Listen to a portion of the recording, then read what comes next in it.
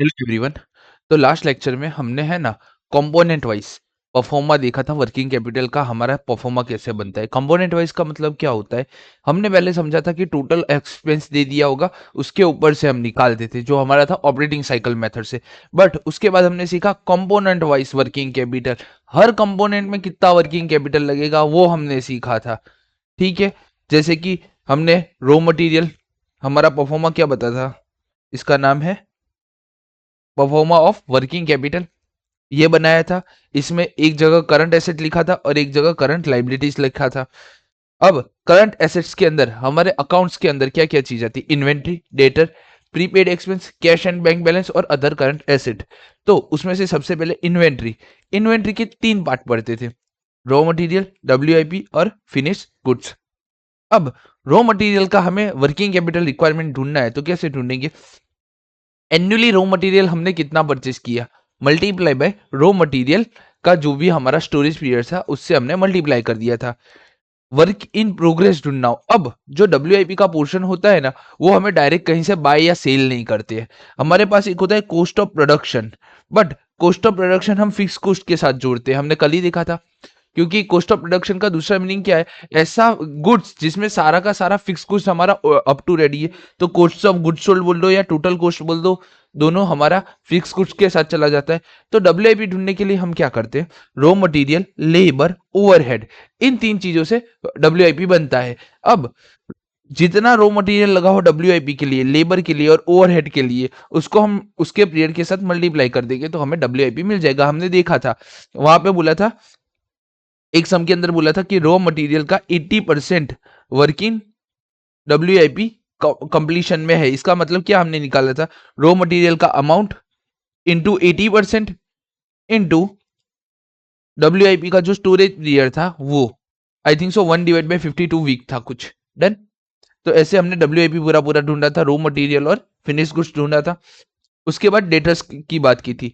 तो डेटर्स के अंदर हमने बात की थी कि डेटर्स के अंदर टोटल हमारा क्रेडिट सेल या तो डेटर्स का अमाउंट आना चाहिए। बट हम यहाँ प्रॉफिट के लिए वर्किंग कैपिटल नहीं निकालते, हम कॉस्ट के लिए वर्किंग कैपिटल निकालते। तो हम डेटर को सीओजीएस से मल्टीप्लाई करते इनटू डेटर्स पीरियड, या सीओजीएस ना बोलो तो इसको हम बोल सकते total cost for, total cost for sale, के सेल करने के लिए कितनी कॉस्ट हमें लगी। जिसका मतलब क्या होता है, इसमें अपना एडमिन एंड सेलिंग एक्सपेंस दोनों इंक्लूड होता है। बट इस वाले पोर्शन में हमारा एडमिन और सेलिंग एक्सपेंस फिनिश गुड्स के अंदर इंक्लूड नहीं होता है। ठीक है, बस इतना ही फर्क है फिनिश गुड्स और डेटर्स के अंदर। ये फिनिश गुड्स के अंदर एडमिन और सेलिंग एक्सपेंस वाली चीजें नहीं कवर होती है, एंड डेटर्स के अंदर एडमिन और सेलिंग वाली चीजें कवर हो जाती है।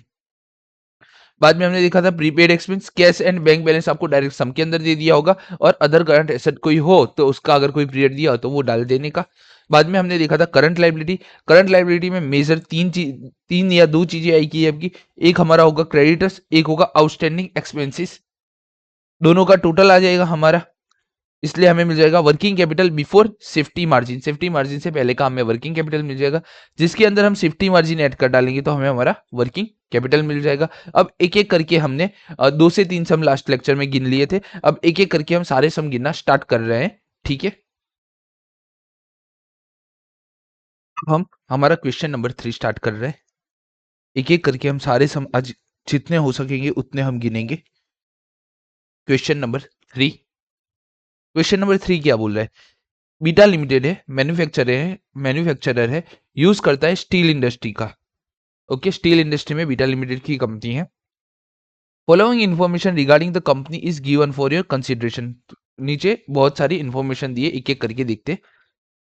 Expected level of production 9000 unit per annum, 9000 unit हर साल का हमारा एक्सपेक्टेड लेवल ऑफ प्रोडक्शन है। Raw material are expect to remain in store for an average of 2 months before issue to production. Okay, 2 महीने का हम ये रखेंगे हमारे रॉ मटेरियल। ठीक है, WIP 50% complete as to conversion cost will approximate to 1/2 months production।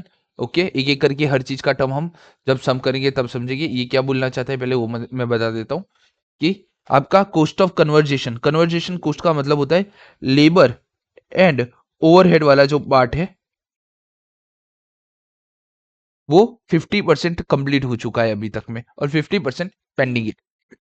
Okay, और उसको one one by half month मतलब कि 0.5 मंथ इसको लगेगा। Finish goods remain in a warehouse on average for a 1 month. Finish goods हमारे average on one one month उसके अंदर रहते हैं।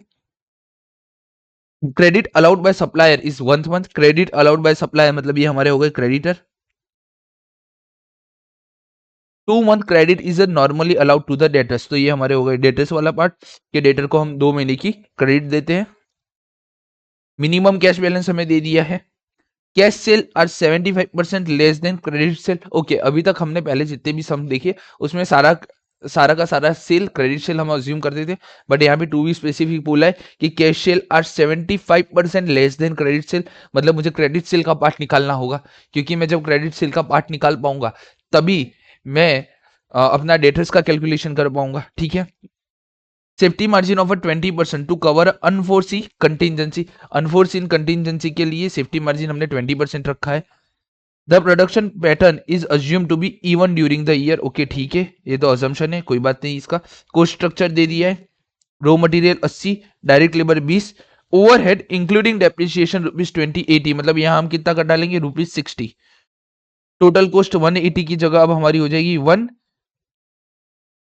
180 की जगह हो जाएगी 160। प्रॉफिट ₹20, तो हमारा टोटल सेलिंग प्राइस आ जाएगा अब 180। ठीक है, यहां तक की बात हो गई। अब सबसे पहले हम क्या करेंगे, सबसे पहले हम हमारा कोस्ट शीट बना देंगे। तो cost sheet, raw material, wages and overhead कितने कितने रुपए का है, 80 20, 80 20, 80 20 और 80 टोटल है, -20 रुपीज ओवरहेड के, तो ये हो गया हमारा 60। और यूनिट्स हमारी कितने, तो यूनिट सब में पहले ही दे दिए 9000 यूनिट है पर एनम। यूनिट @9000, तो हमें यहाँ पे टोटल कॉस्ट मिल जाएगा हमारा 116। और प्रॉफिट हमारा था, प्रॉफिट हमारा कितना था, प्रॉफिट था हमारा ₹20। तो हमें हमारा सेलिंग प्राइस मिल जाएगा ₹180। 9000 इंटू 80, ये हमें मिलेगा 7,20,000।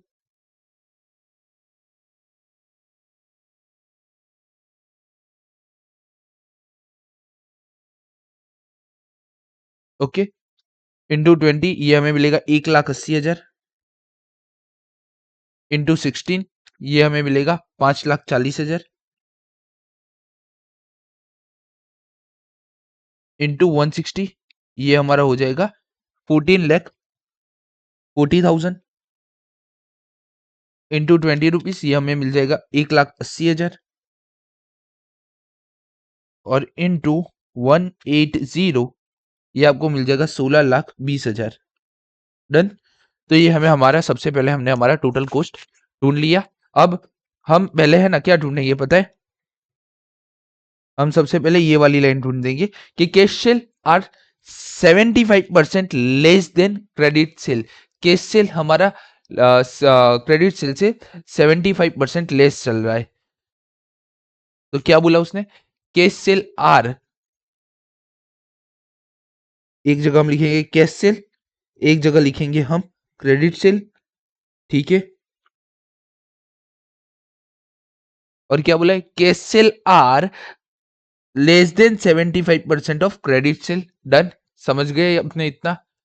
ठीक है, तो ये यहाँ पे हमें कहा है। तो अब हम ऐसा लिख सकते हैं, total sale is equal to cash sale plus credit sale.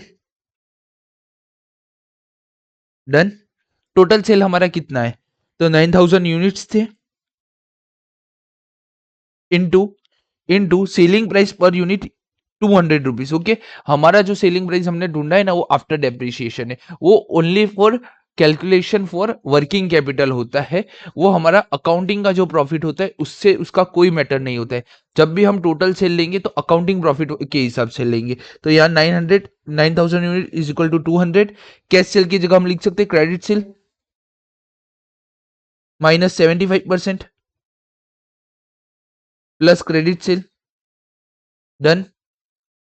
ये हमारा हो जाएगा 9000 इंटू 200, तो ये आपका हो जाएगा 18 लाख रुपए।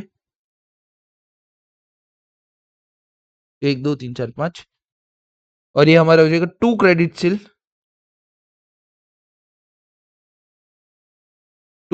सेल, माइनस जो 75% है उसको हम लिख सकते हैं -0.75, या इसको रहने दो -75%, डन।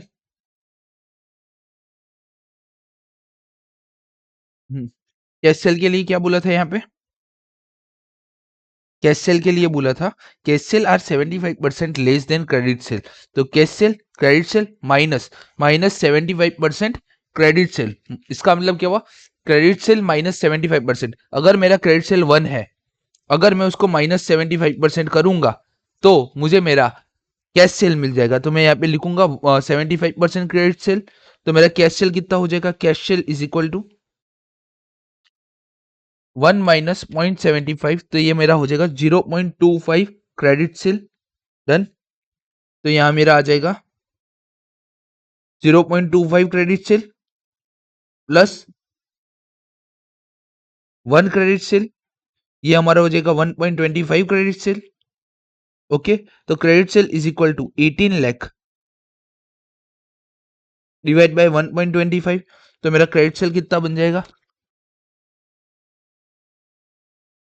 14,14,000, डन। अब 14,14,000 मुझे मेरा क्रेडिट सेल मिल गया। अब मुझे कैश सेल ढूंढना है, तो मैं क्या करूंगा? इसमें से मैं 75% लेस कर दूंगा, तो मुझे मेरा क्रेडिट सेल मिल जाएगा। तो देख लेते हैं। तो हमने फॉर्मूला लिख ही दिया है, cash sale is equal to 14,40,000 minus 75%। तो 14,40,000 माइनस 75%, ये आपका हो जाएगा 3,60,000।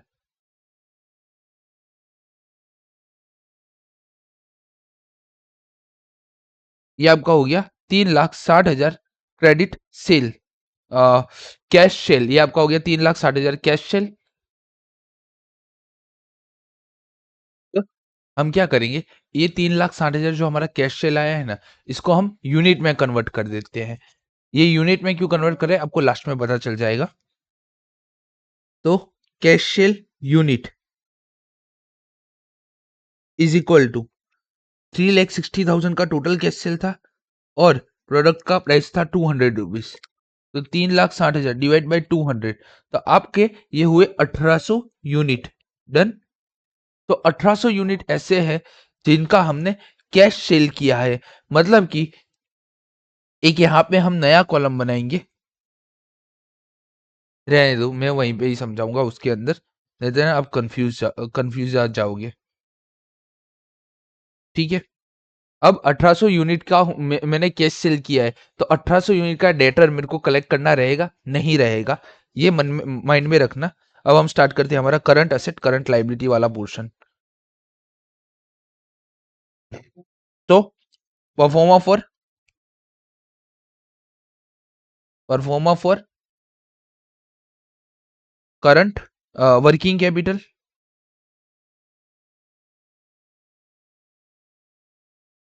यहाँ पे हमारा आएगा current asset,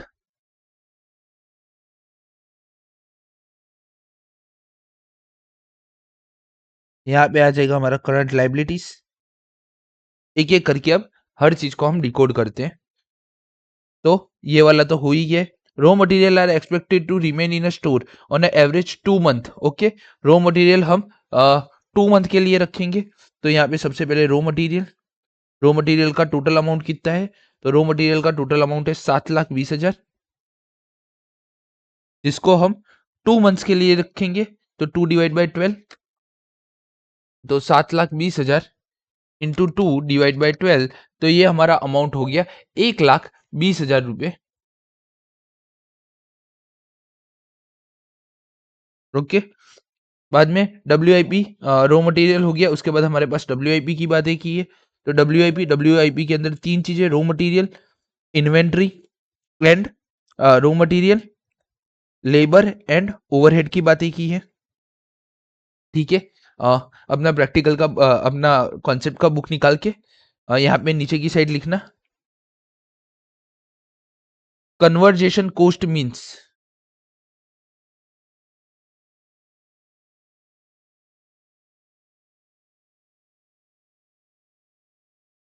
labour and overheads. Okay, conversion cost का मीनिंग होता है labour and overhead. Raw material कभी भी कन्वर्जेशन कोस्ट में नहीं आएगा। रॉ मटेरियल को मुझे फिनिश्ड गुड्स में कन्वर्ट करना है, तो उसके लिए क्या लगेगा मेरा, लेबर एंड ओवरहेड। ओके, एक और चीज लिख लो, if in the sum nothing specify for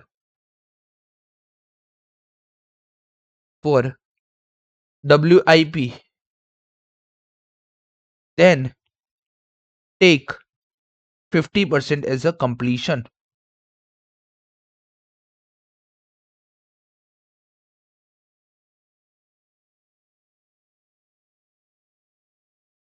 okay, थोड़ा इसको और डिटेल में कर दे, 50% एज अ कंप्लीशन नहीं, take then take raw material, inventory and raw material, labour and overhead.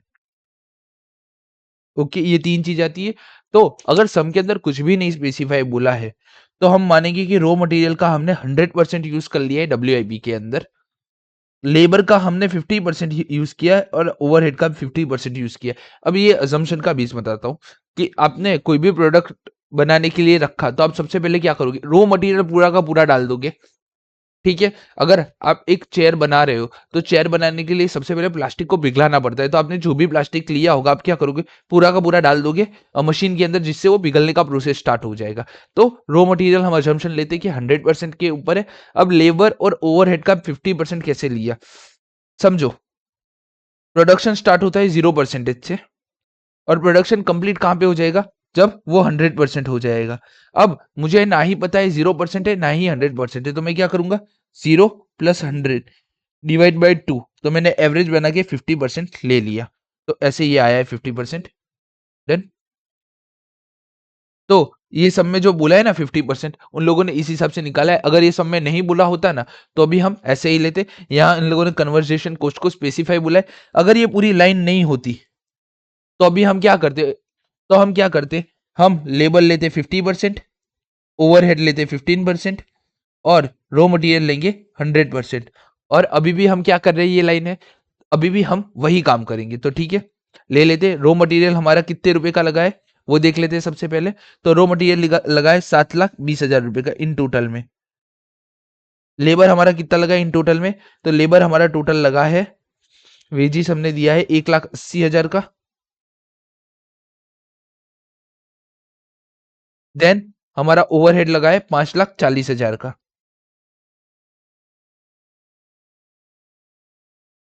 Okay, अब हर एक के परसेंटेज हमने डिस्कस किए थे। ये हमारा 100% कंप्लीट हो गया है, ऐसा हम अजम्पशन कर रहे हैं, और ये दोनों हमारा 50% हुआ है। डन। और इसके क्या है, अप्रोक्सीमेटली 1/2 है, मतलब 0.5 मंथ है। तो इसको हम लेंगे multiply by 0.5 divide by 12, 0.5 divide by 12, 0.5 divide by 12। Done. अब इसका कैलकुलेशन कर लेते हैं। 7,20,000 का 100%, 7,20,000 0.5 डिवाइड बाई 12, तो ये हमारा हो जाएगा 30,000। 1,80,000 उसका 50%, उसका 0.5 डिवाइड बाई 12, ये हमारा हो जाएगा 3,750।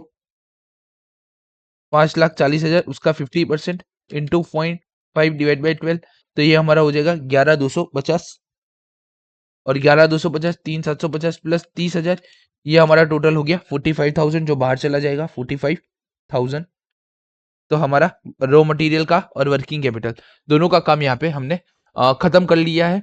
अब क्या बोला है, अब बोला है finished goods remain in warehouse on average for 1 month.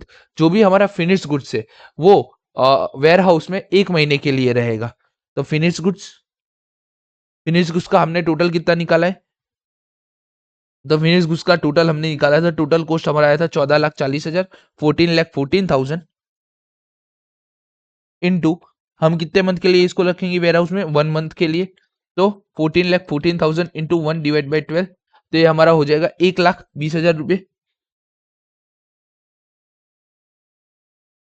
तो हमारा फिनिश गुड्स का भी काम हो गया।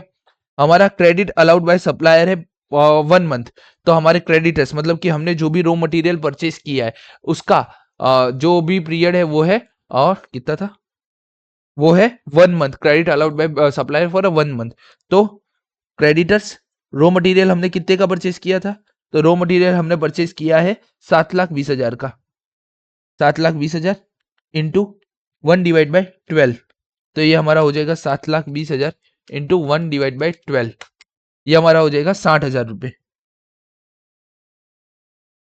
तो ये भी हमारा खत्म हो गया।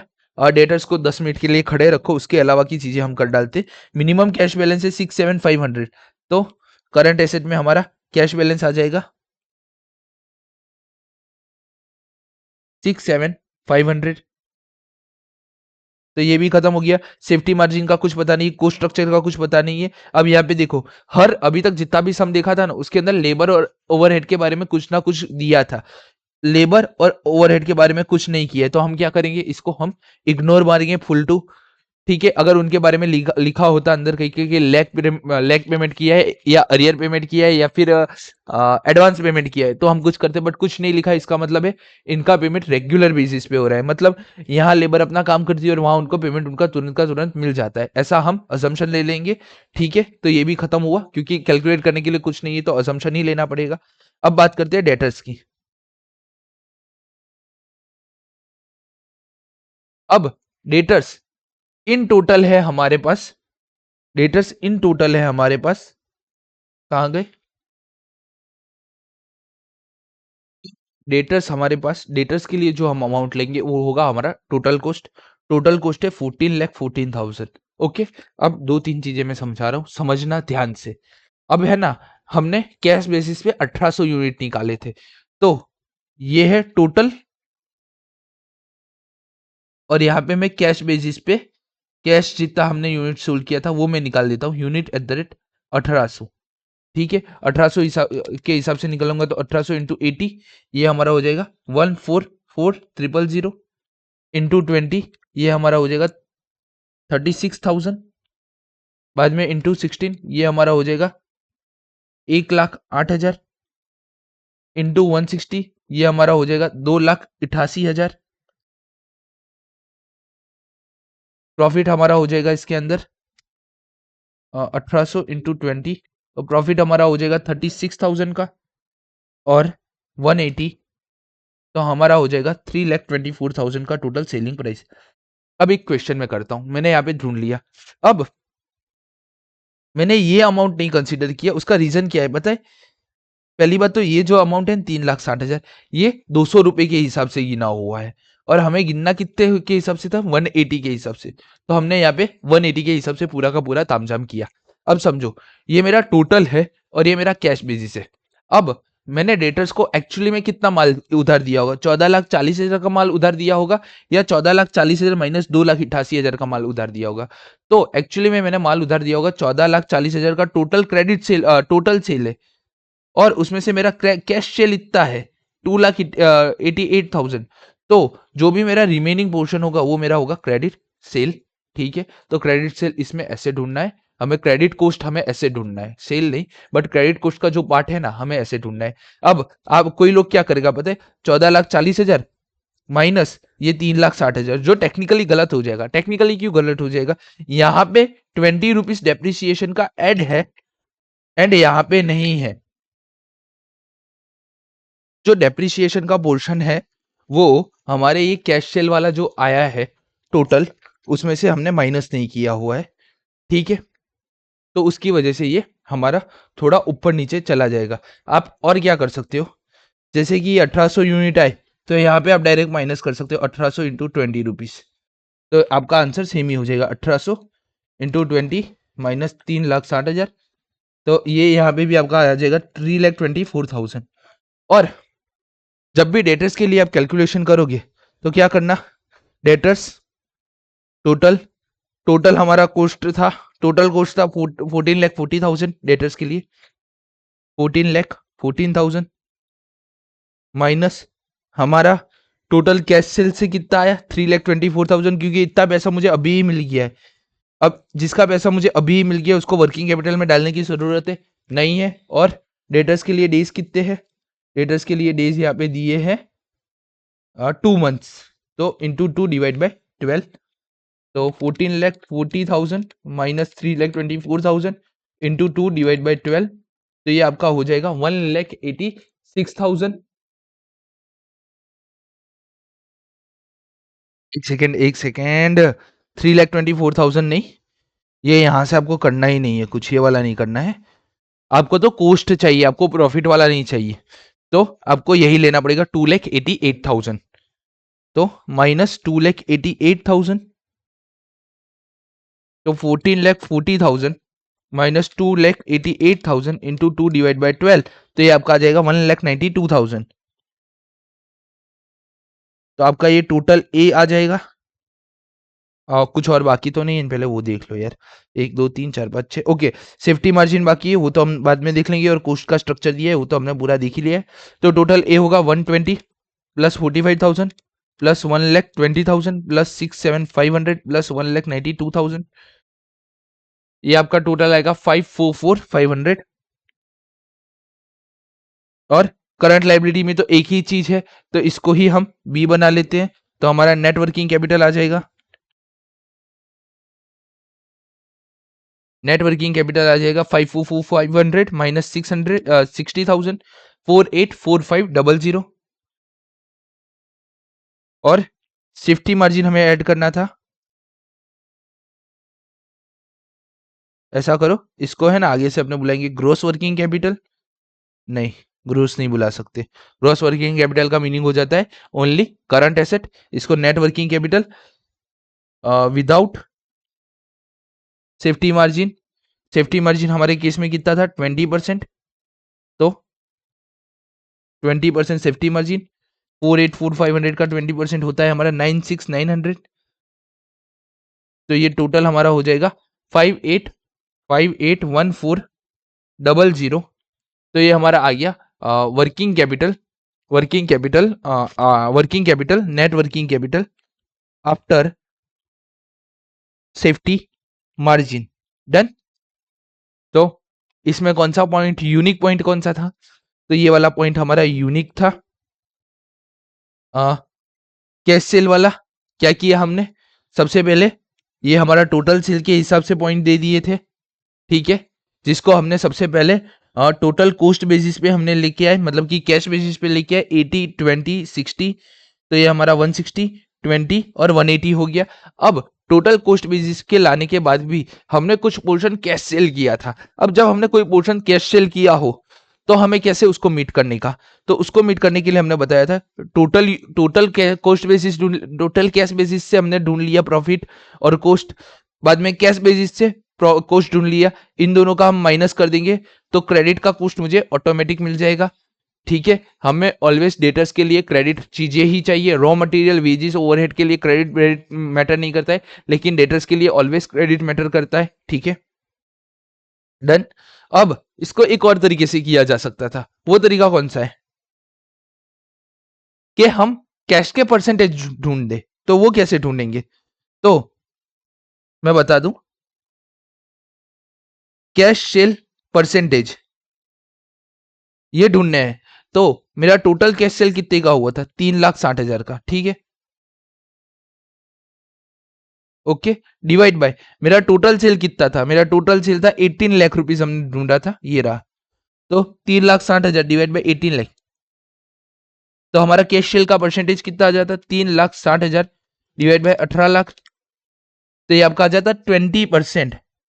ठीक है, अब मैं इससे क्रेडिट सेल ढूंढ सकता था, तो क्रेडिट सेल में मेरे को कितना मिल जाता? क्रेडिट सेल का परसेंटेज 80%। या तो फिर मैं क्या कर सकता था, क्रेडिट सेल के लिए टोटल क्रेडिट सेल था मेरा 14,40,000 रुपए का, divide by 18 lakh,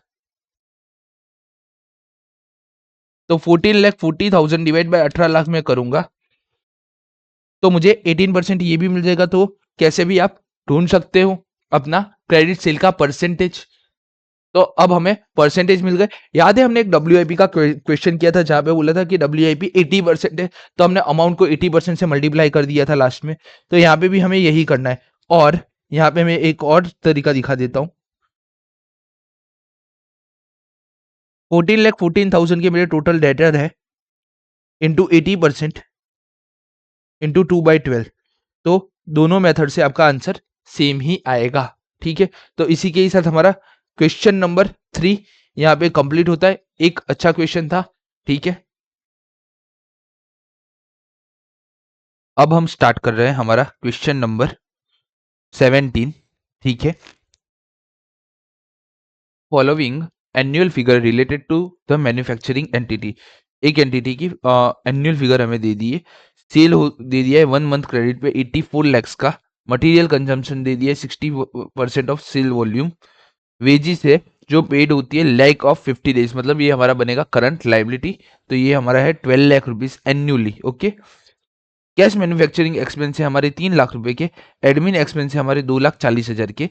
credit extended 3 month credit for a payment के। जो हमारे क्रेडिटर है उन्होंने हमें 3 महीने का क्रेडिट पीरियड दिया है। Cash manufacturing and administrative expense are paid in 1 month in arrear, मतलब कि जो हमारा ये कैश मैन्युफैक्चरिंग एक्सपेंस है और ये जो एडमिन एक्सपेंस है ये दोनों पेड कब होता है, 1 मंथ इन एरियर में। The company maintain stock of raw material equal to EOQ. Okay, company अपना stock of raw material EOQ के हिसाब से रखती है। द कंपनी इनकर, अब ये ईओक्यू गिनने के लिए हमें चीजें दे दी है। The company incurs ₹100 as per ordering cost per order, opportunity cost of capital 50% per annum, and the optimum cash balance is determined using a Baumol's model. The bank charge ₹10 for each cash withdrawal. Finished goods are okay. ये यहां से लेके यहां तक क्या दिया है, इन्होंने बोला है कि रॉ मटेरियल हम ईओक्यू के हिसाब से रखते हैं।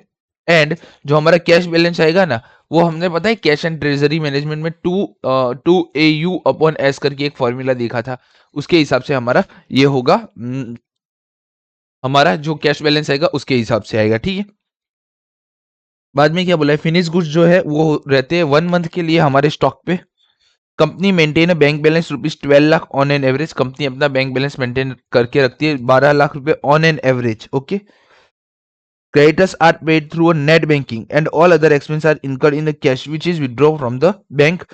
Creditors are paid through net banking, creditors को हम नेट बैंकिंग से पेमेंट करते हैं। और other expense are incurred in a cash which withdraw from the bank, बाकी की चीजें हम कैश से बाकी की चीजें हम कैश से पेमेंट करते हैं जिसके लिए हम बैंक में से विदड्रॉ करते हैं।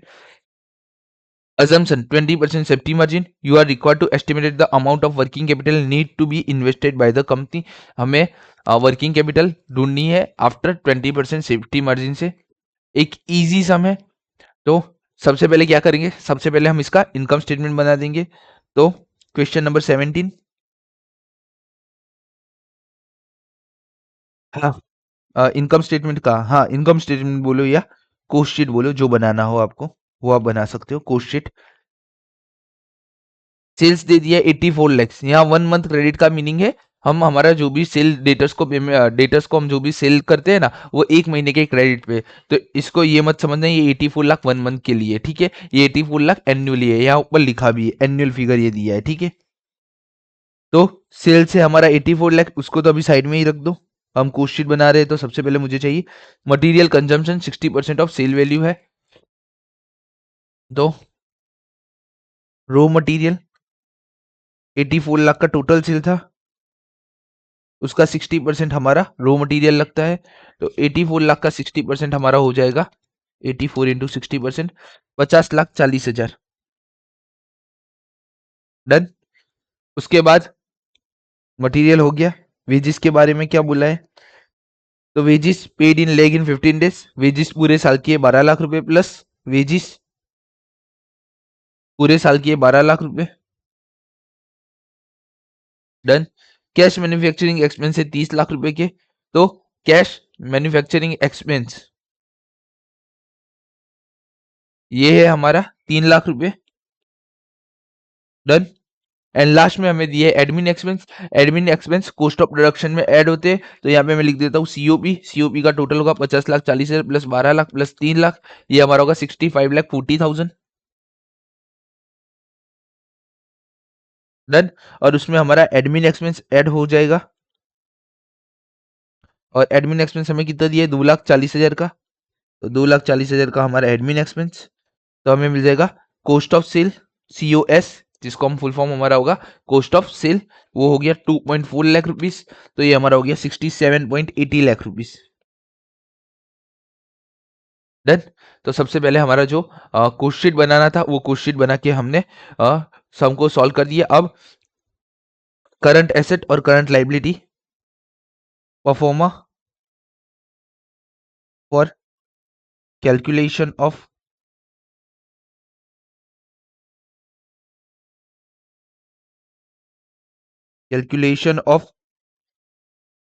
Working capital. डन। स्टार्ट करते एक एक करके। सबसे पहले हमारा आएगा करंट एसेट, बाद में हमारा आएगा करंट लाइबिलिटी। डन। अब एक एक करके चीज हम डिकोड करना स्टार्ट करते हैं। तो सबसे पहले हमें यहाँ पे डेटर्स की जानकारी दी है। हर एक चीज को हम देखेंगे, बट हम स्टेप बाय स्टेप सब कुछ देखेंगे, ठीक है। तो सबसे पहले मुझे क्या दिया है, सेल्स हो रहा है 1 मंथ के क्रेडिट पर। इसका मतलब क्या है, डेटर्स को हम 1 मंथ की क्रेडिट देते हैं। डेटर्स को हम 1 मंथ की क्रेडिट देते हैं। तो यहाँ पे हम आ जाएंगे करंट एसेट में। सबसे पहले क्या लिखेंगे, डेटर्स। और डेटर्स के लिए हमें कौन सा अमाउंट चाहिए, तो डेटर के लिए हमें चाहिए कॉस्ट ऑफ सेल। तो हमारा कॉस्ट ऑफ सेल है 67,80,000। और कितने मंथ का क्रेडिट है, 1 मंथ का क्रेडिट है, तो मल्टीप्लाई 1/12।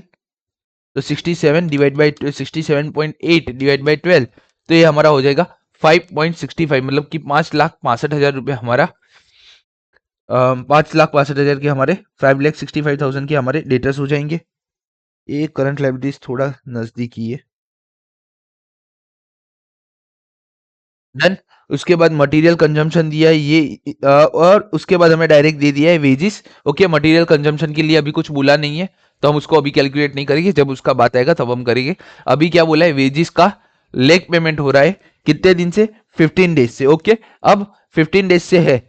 यहाँ पे हर चीज हमने देखा 1 मंथ है, बाद में आप यहाँ पे भी देखो मंथ वाइज है। तो मुझे ये 15 डेज को मंथ में हम कन्वर्ट करना चाहे तो क्या कर सकते हैं, एक महीने के अंदर 30 days is equal to 1 month.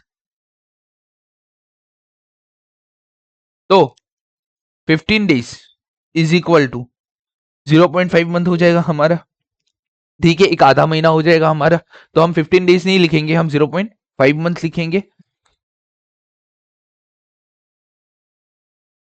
तो वेजिस का पेमेंट लैग हो रहा है, लैग होने का मतलब है ये हमारा करंट लाइबिलिटी क्रिएट होता है। वेजिस है हमारा 12 लाख रुपए का, तो यहाँ पे हम लिख देंगे वेजिस, सेकेंड,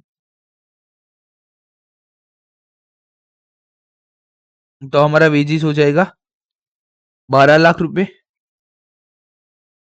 और 0.5 divide by 12 month.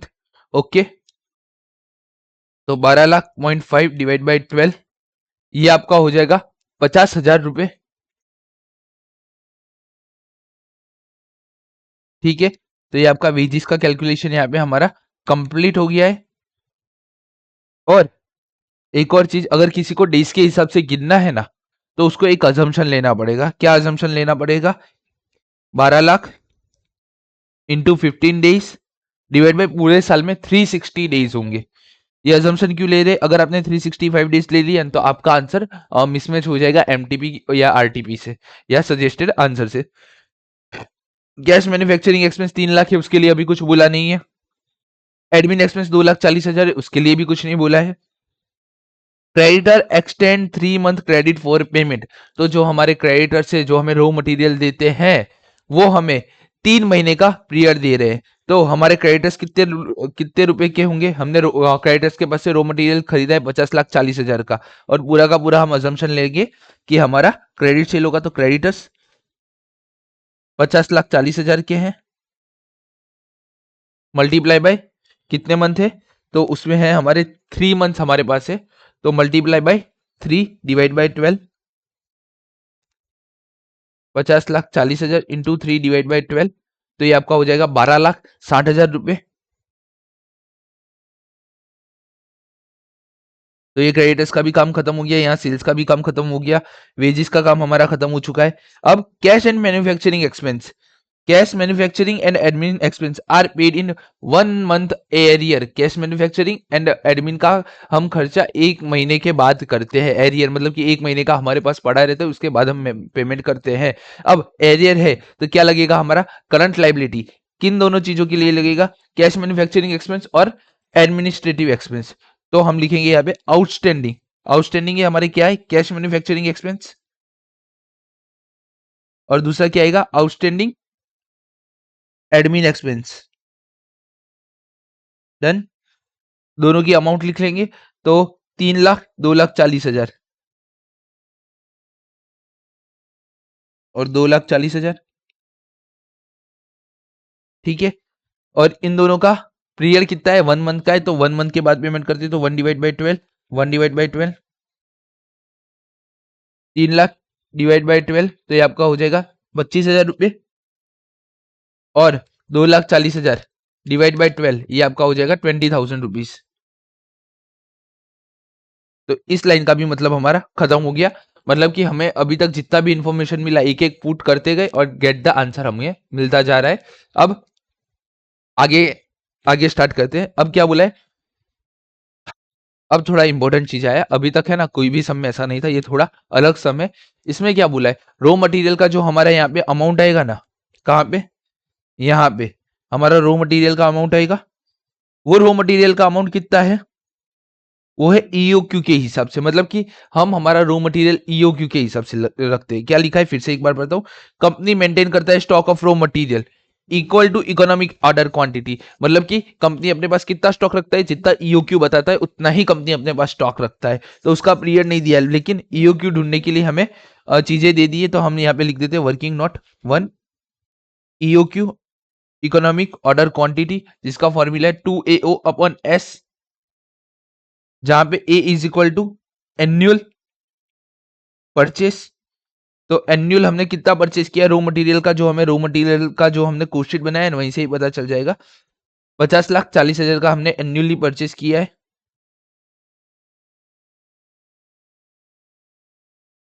O is equal to ordering cost, ordering cost, ordering cost हमारा कितना है, तो ऑर्डरिंग कॉस्ट अंदर दिया है ₹100, and S is equal to हमारा हो जाता है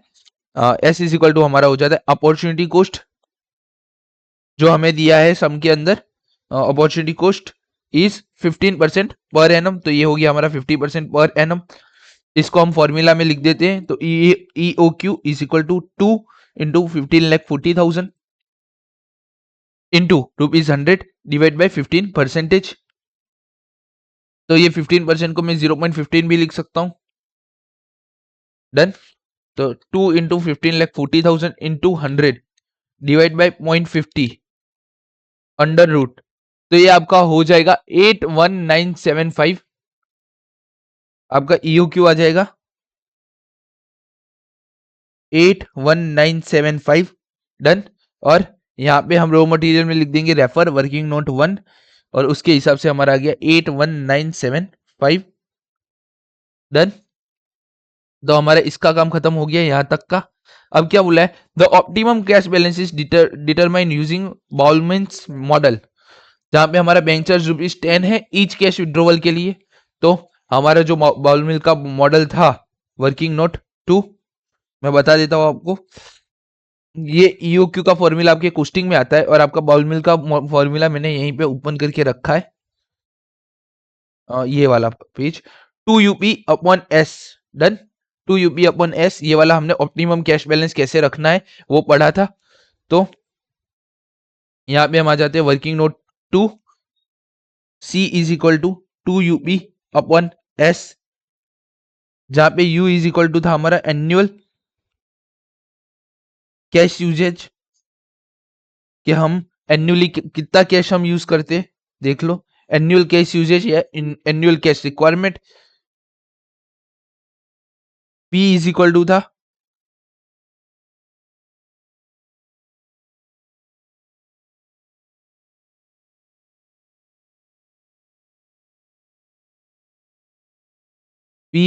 था हमारा एन फिक्स्ड कॉस्ट, कितना हमारा फिक्स कॉस्ट मतलब कि हमारा बैंक चार्ज है वो सब कितना आ रहा है, और S इज इक्वल टू था हमारा अपॉर्चुनिटी कॉस्ट।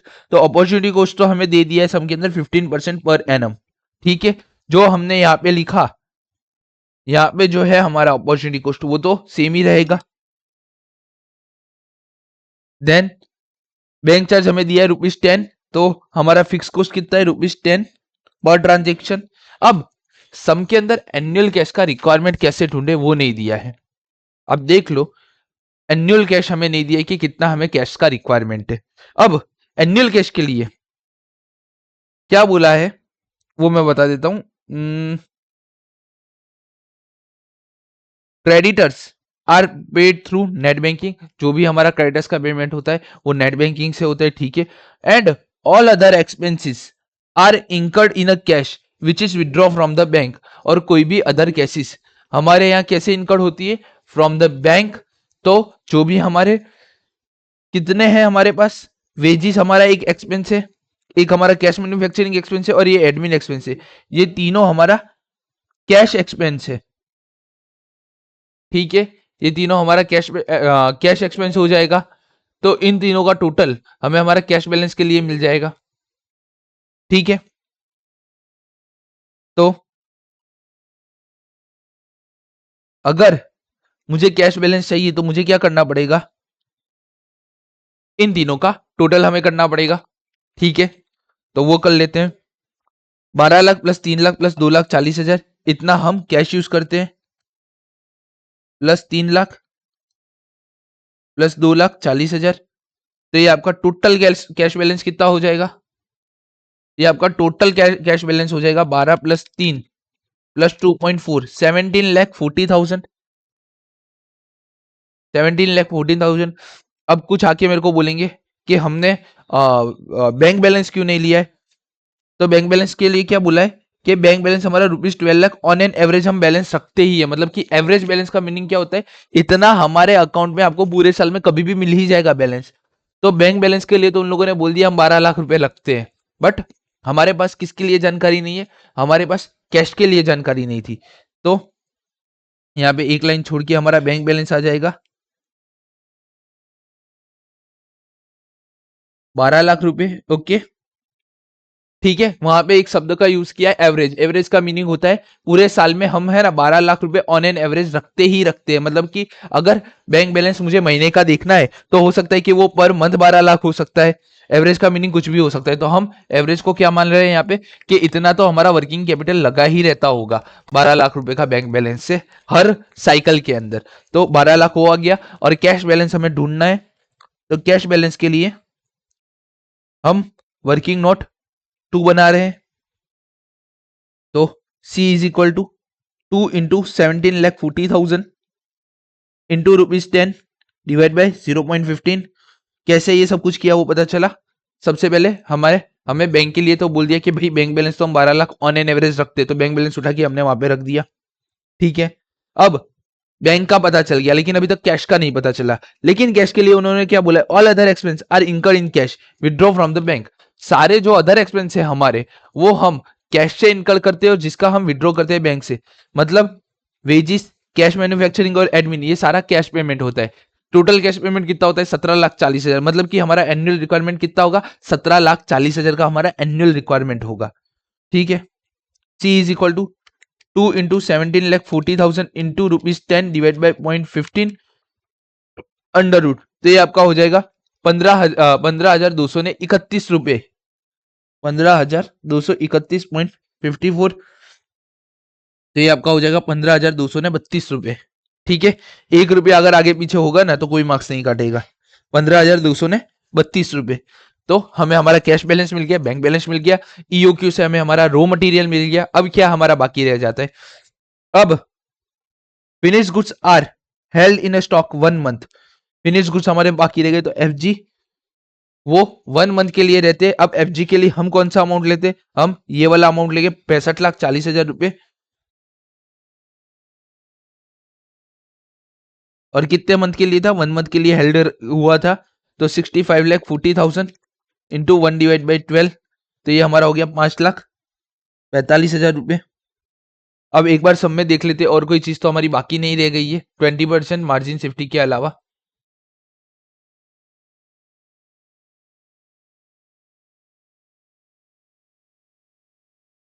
ओके, और कोई चीज बाकी नहीं लगती, सारी चीजें हमने कवर कर ली है, सेफ्टी मार्जिन अभी हमारा बाकी है, ठीक है। तो अब कर लेते हैं टोटल। तो total A,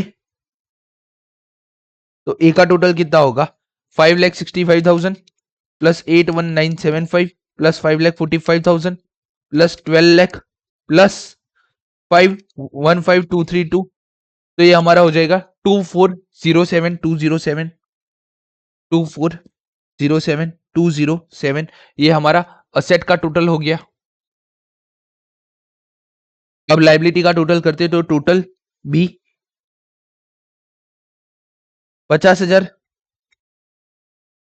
plus 12,60,000 plus 25,000 plus 20,000, तो ये हमारा हो जाएगा 13,13,55,000, ठीक है।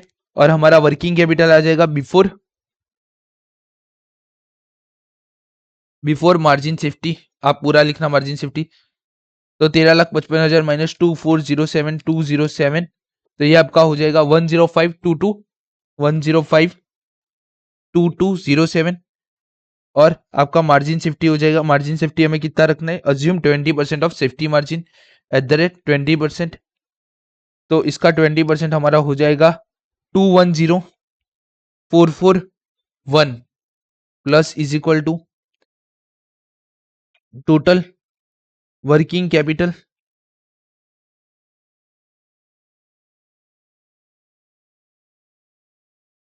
Total working capital after safety margin is equal to 1262648, done. तो इसी के ही साथ हमारा क्वेश्चन नंबर 17 यहाँ पे कंप्लीट होता है।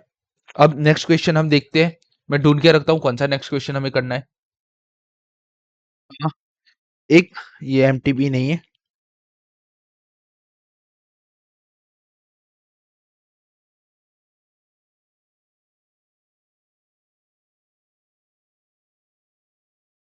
ये अपना है पीवाईक्यू पास्ट ईयर क्वेश्चन। अब पास्ट ईयर क्वेश्चन मई 22 में जो हमारा सजेस्टेड आंसर आया था ना, सजेस्टेड आंसर या पास्ट ईयर क्वेश्चन पेपर हमारा मई 22 का, उसमें है ना ये क्वेश्चन नंबर 20 पूछ लिया था।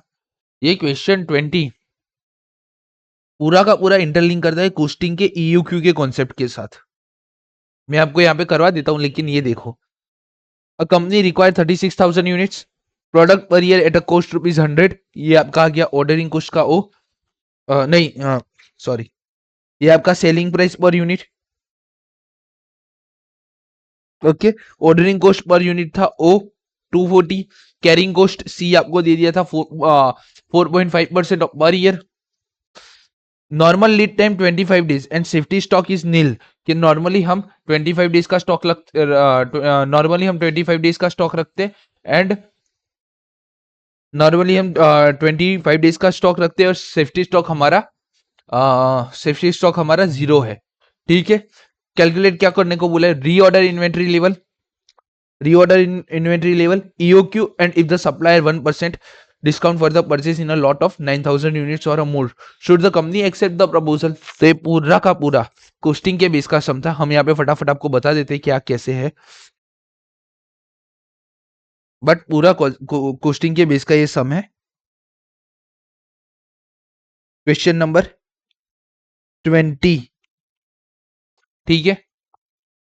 सबसे पहले हमें एनुअल कंजम्पशन ढूंढना रहेगा, तो वो ढूंढ लेते हैं।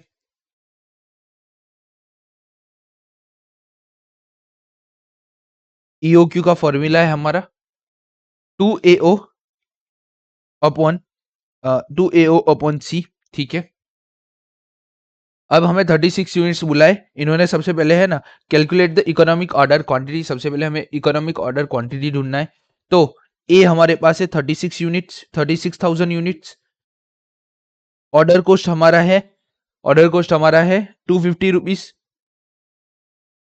कैरिंग कोस्ट था हमारा 4.5%।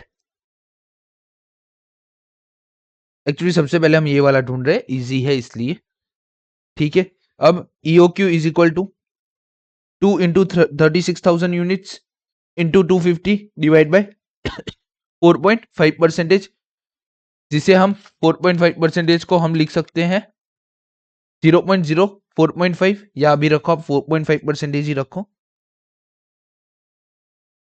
Under root EOQ is equal to 2 into 36,000 into 250 divide by 4.5% under root. तो ये आपका हो जाएगा 2000 यूनिट। ओके, हमने पूरे यूनिट्स में ही निकाला है, तो ये आपका हो जाएगा 2000 units. 36,000 into 2 into 250 divide by 0.045 under root. Okay, तो हमें हमारा यहाँ पे ईओक्यू हमें मिल गया। Calculate the reorder inventory level, हम रीऑर्डर कब करेंगे इन्वेंट्री को, तो वो देख लेते हैं। तो ये हमने सबसे पहले सेकंड रिक्वायरमेंट ढूंढ ली। अब हमारी हम फर्स्ट रिक्वायरमेंट ढूंढेंगे। तो रीऑर्डर लेवल आप अपने पोस्टिंग वाले में ही सीखते हो कि रीऑर्डर लेवल कैसे कैलकुलेट करना है। लीड टाइम मेरा कितना है वो, और मल्टीप्लाई बाय डेली कंजम्पशन, मेरा डेली का कंजम्पशन कितना है वो मुझे ढूंढना है। ठीक है, तो मुझे लीड टाइम और डेली कंजम्पशन ये दोनों चीजें चाहिए। अब सम के अंदर हमें हमारा लीड टाइम दे दिया है, हमें हमारा लीड टाइम दे दिया है, कितना दिया है 25 डेज का हमें हमारा लीड टाइम दे दिया है। ठीक है, 25 डेज, और इसको मुझे मल्टीप्लाई करना है डेली कंजम्पशन से। तो मेरा एनुअल कंजम्पशन कितना है, मेरा एनुअल कंजम्पशन है 36,000 यूनिट्स डिवाइड बाय मेरे एक ईयर में कितने दिन है 360 वर्किंग डेज है, तो डिवाइड बाय 360 डेज।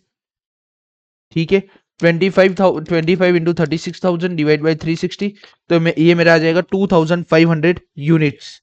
डन। एक करेक्शन करना, ये C is equal to carrying cost होता है, और कैरिंग कोस्ट कैसे मिलता है, तो कैरिंग कोस्ट के लिए हमें यहाँ पे एक चीज दी है, कोस्ट हमारी ₹100 पर यूनिट है, ये सेलिंग प्राइस पर यूनिट नहीं है। ठीक है, ये कोस्ट है हमारी। ठीक है, तो 100 इंटू 4.5%, तो ये आपका हो जाएगा 4.5, और ये आपका हो जाएगा 4.5। ओके, एक्चुअली मैंने डायरेक्ट परसेंटेज दबाए बिना डिवाइड बाय 4.5 करके अंडर रूट कर दिया था, तो मेरा आंसर आ गया था, बट ये बताना बाकी था। तो ये आप ईओक्यू का कॉन्सेप्ट है, आप अपने कोस्टिंग में देखते हो। ऐसा सम पूछने की शक्यता, पॉसिबिलिटीज न्यू कोर्स के अंदर 99% नहीं है कि वो लोग पूछेंगे, बट एक हमारा PYQ में है, इसलिए मैं गिना रहा हूँ। ठीक है, तो यहाँ पे हमारा रीऑर्डर लेवल भी हमें मिल गया। अब क्या पूछा है, if the supply offer a 1% quantity discount, अगर कोई सप्लायर मुझे 1% क्वांटिटी डिस्काउंट देता है,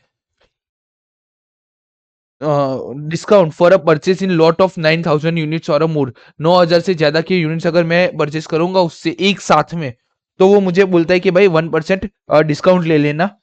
should the company accept the proposal, company को ये प्रपोजल एक्सेप्ट करना चाहिए। तो एक एक करके देखते कि करना चाहिए कि नहीं करना चाहिए। ठीक है,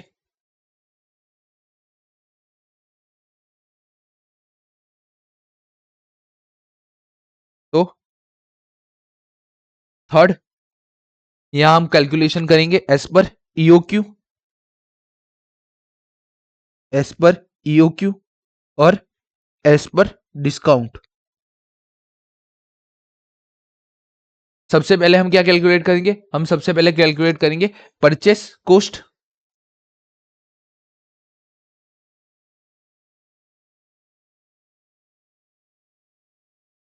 ठीक है, अब सबसे पहले ईओक्यू की परचेस कॉस्ट करते हैं। तो 36,000 के यूनिट्स थे, और उसका प्राइस कितना था 100 रुपीज।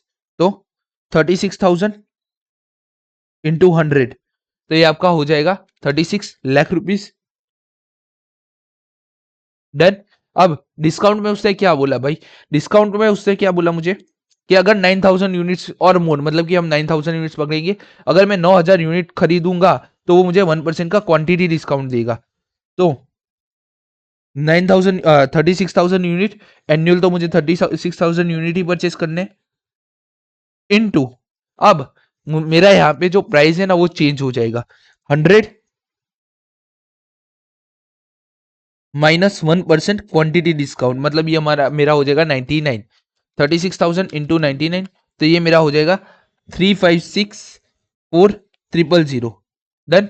ओके, उसने क्या बोला था, अगर आप 9,000 यूनिट एक साथ खरीदोगे तो मैं आपको 1% क्वांटिटी डिस्काउंट दूंगा। तो 36,000 यूनिट में टोटल पूरे एनुअली खरीदूंगा, अगर मैं उसके 9,000 यूनिट के हिसाब से खरीदूंगा तो मुझे वो कोस्ट के ऊपर 1% डिस्काउंट देने वाला था, जिससे मेरा अमाउंट आया 35,64,000। अब परचेस कोस्ट के बाद मैं कैलकुलेट करूंगा ऑर्डरिंग कोस्ट। तो ऑर्डरिंग कोस्ट कैलकुलेट करने के लिए क्या करना पड़ेगा, यूनिट, हमारा एनुअल यूनिट, ऑर्डरिंग कोस्ट का फॉर्मूला क्या है मैं बता देता हूं। Annual unit, annual consumption of unit या annual unit divide by EOQ into, divide by EOQ into order cost per unit. Okay, तो फर्स्ट वाले में हमारा एनुअल यूनिट कितना है 36,000, हमारा ईओक्यू कितना है यहाँ पे, हमारा ईओक्यू यहाँ पे आया है 2000 यूनिट्स का, तो डिवाइड बाय 2000 यूनिट्स इनटू हमारा है 250 रुपीज का ऑर्डरिंग कोस्ट पर यूनिट का, तो इंटू 250, तो ये हमारा हो जाएगा 36,000 डिवाइड बाई 2000 इंटू 250, तो ये आपका हो जाएगा 4,500। ठीक है, वैसे ही हमें हमारा डिस्काउंट के लिए गिनना है, तो एनुअल यूनिट तो हमारा चेंज नहीं होगा, 36,000 यूनिट, हमारे यहाँ पे ईओक्यू 2000 से चेंज होकर 9,000 हो जाएगा। रीजन बिंग हम अब हर बार 9,000 यूनिट्स मंगवा रहे हैं, तो 9,000 यूनिट इंटू 250, तो ये हमारा हो जाएगा 36,000 इंटू 9,000, 36,000 डिवाइड बाई 9,000 इंटू 250, तो ये आपका हो जाएगा 1,000 रुपये। डन। तो ये हमारा ऑर्डरिंग कॉस्ट हमें यहाँ पे मिल गया। देन अब हमें चाहिए कैरिंग कॉस्ट। तो कैरिंग कॉस्ट का फॉर्मूला क्या है, carrying cost is equal to EOQ units, EOQ into EOQ into actually 1/2 EOQ, 1/2 EOQ into हमारा जो कैरिंग कॉस्ट है पर यूनिट का वो, तो हमारा कैरिंग कॉस्ट यहाँ है 1/2 इंटू ईओक्यू, हमारा कितना है, ईओक्यू है हमारा 2000 units, 2000 units yes, and carrying cost per unit कितना था हमने यहाँ पे कैलकुलेट किया, carrying cost per unit 100 rupees का टोटल कॉस्ट था, जिसके ऊपर कैरिंग कॉस्ट लग रहा है 4.5%, तो टोटल हमारा कैरिंग कॉस्ट आएगा 4.5 रुपीज, तो इंटू 4.5 रुपीज, तो ये हमारा हो जाएगा 2000 डिवाइड बाई 2 इंटू 4.5, तो ये भी हमारा हो जाएगा 4500। डन। हमें पता है ईओक्यू के अंदर कैरिंग कॉस्ट और ordering cost both are same, दोनों सेम हो जाती है क्योंकि ईओक्यू का फॉर्मूला उस हिसाब से ही बना है। अब यहाँ पे ले लेते हैं 1/2, यहाँ पे ईओक्यू हमारा 9,000 यूनिट्स हो जा रहा है इंटू 4.5, तो ये हमारा हो जाएगा 1/2 9,000, मतलब कि 4,500 इंटू 4.5, तो ये हमारा हो जाएगा 20,250 रुपये। 9,000 डिवाइड बाई 2 इंटू 4.5, अरे एक मिनट 4.5 कहाँ डायरेक्ट आएगा। अब हमारे यहाँ पे इस चीज के लिए हमारा कैरिंग कोस्ट चेंज हो जाएगा। कैरिंग कोस्ट हम क्या करते हैं, carrying cost is equal to cost into percentage जो भी हमारे होते हैं। अब हमारी यहाँ कोस्ट कितनी हो गई 100 माइनस 1%, और परसेंटेज है 4.5, मतलब कि 99 का 4.5% हमारा कितना होगा, 99 रुपीज का 4.5% हमारा हो जाएगा 4.4455, तो यहाँ पे रिवाइज हमारा आ जाएगा 4.455 is equal to 9,000 divide by 2 into 4.455, 248 rupees. Done, 20,048 rupees. दोनों का हम टोटल निकाल लेते हैं, तो इसका हो जाएगा 36,09,000 रुपीज। डन। और इसका हो जाएगा 3564,000 प्लस 1000 प्लस 248, तो ये आपका हो जाएगा 35850, 3585048। डन, ये हो गया। तो हमारा टोटल कॉस्ट कहाँ पे कम आ रहा है? तो हमारा टोटल कॉस्ट यहाँ पे कम आ रहा है, तो हम सजेशन दे देंगे the total cost of inventory,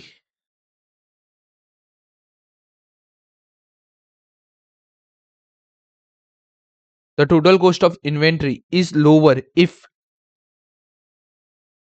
quantity discount is accepted. हम हमारा क्वांटिटी डिस्काउंट एक्सेप्ट करते हैं तो हमें हमारा टोटल कॉस्ट लो जाता है। Hence the company should, the company is advise to accept the proposal, accept, हमें उसे हमारा प्रपोजल कर लेना चाहिए क्वांटिटी डिस्काउंट वाला, क्योंकि वहां पे हमें ज्यादा बेनिफिट हो रहा है। डन। तो इसी के साथ ये वाला सम भी हमारा कंप्लीट हो गया है।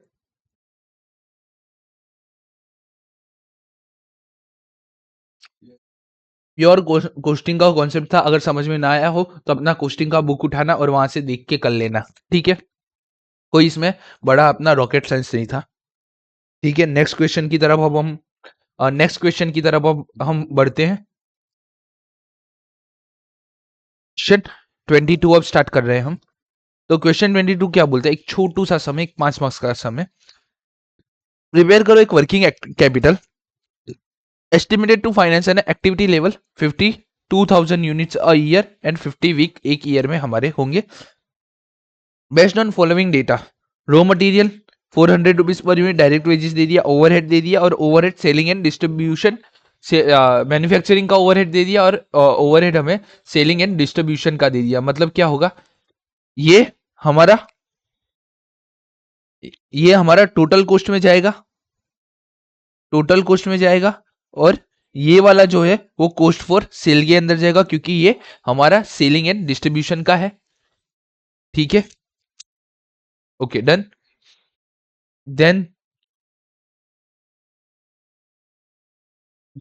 सेलिंग प्राइस है 1000 rupees per unit, okay. And raw material finish goods remain in stock for 4 weeks, WIP 4 weeks, debtors are allowed 8 weeks for a payment, where creditor are allow us 4 weeks for a payment, minimum cash balance is 15,000, receivable are valued at a selling price. हमारे जो receivable है ना, वो value होंगे अब selling price पे, okay. Sorry, अब अभी तक है ना हम कोस्ट पर लेते थे, बट फर्स्ट टाइम सबने सामने से बोला है कि जो भी हमारा रिसीवेबल का वैल्यू होगा वो सेलिंग प्राइस पे वैल्यूड होगा, तो हम वही करेंगे। क्वेश्चन नंबर 22, सबसे पहले हम बना लेंगे कोस्ट शीट। तो रॉ मटेरियल,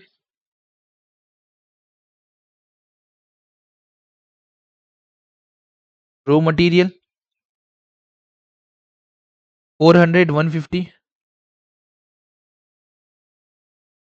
200 एंड 100, तो हमें मिल जाएगा टोटल कॉस्ट ऑफ प्रोडक्शन।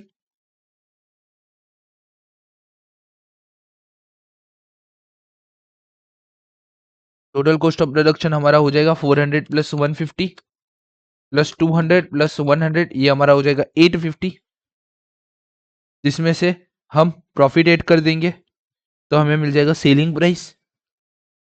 तो एक यूनिट का सेलिंग प्राइस है 1000 रुपीज, तो 1000 माइनस 850, हमारा प्रॉफिट बनेगा 150 रुपये हर एक प्रोडक्ट के ऊपर। ये हमारे है वेजिस, और ये दोनों है हमारे ओवरहेड, ओवरहेड ये वाले रिलेटेड टू मैन्युफैक्चरिंग, और ये वाले हमारे related to selling and distribution. Done, done. इसके अंदर दोनों जगह ओवरहेड लिखा है ना, तो सम का हमारा अजम्पशन रहेगा, क्या अजम्पशन रहेगा इस सम का, कि जितने भी ओवरहेड है वो रिलेटेड टू प्रोडक्शन ही है, कोई भी हमारा वो रिलेटेड टू आफ्टर प्रोडक्शन नहीं है, ठीक है। कोशिश में दो जगह हमारे एडमिन कोस्ट आते, एक रिलेटेड टू ओवरहेड आते, एक रिलेटेड टू प्रोडक्शन और एक related to after the production. तो हम क्या अज्यूम करेंगे, अगर दोनों की आगे ओवरहेड लिखा है तो ये सारा का सारा हमारा प्रोडक्शन से ही रिलेटेड है, ठीक है। तो वही करके हमने यहाँ पे ये पूरा क्वेश्चन बनाया है। 52,000 यूनिट इन द ईयर है, तो यूनिट लिख देता हूं यहाँ पे, unit is equal to 52,000। Done. तो अब रॉ मटेरियल गिनना चालू करते हैं। 52,000 इंटू 400, तो ये हमारा हो जाएगा 208 208 12123। ओके, 150 के हिसाब से ये हो जाएगा हमारा 52,000 इंटू 150, ये हमारा हो जाएगा 63 लाख। 52,000 इंटू 150, ये हमारा हो जाएगा 78 लाख। 200, ये हमारा हो जाएगा 1 करोड़। 10401212125 okay done. इंटू 100 करेंगे तो ये हमारा हो जाएगा 52 लैक्स।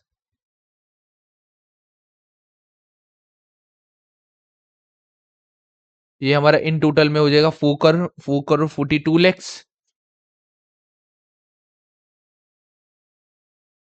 हमारा प्रॉफिट हो जाएगा, वो हो जाएगा 78 लाख। एंड हमारा टोटल सेलिंग हो जाएगा 52,123,123 डन। 5 करोड़ 20 लाख रुपए हमारा टोटल सेलिंग हो जाएगा। तो इस हिसाब से हमने सबसे पहले हमारा क्वेश्चन बना लिया है। देन अब हम बनाएंगे current asset, current liability, working capital pro forma,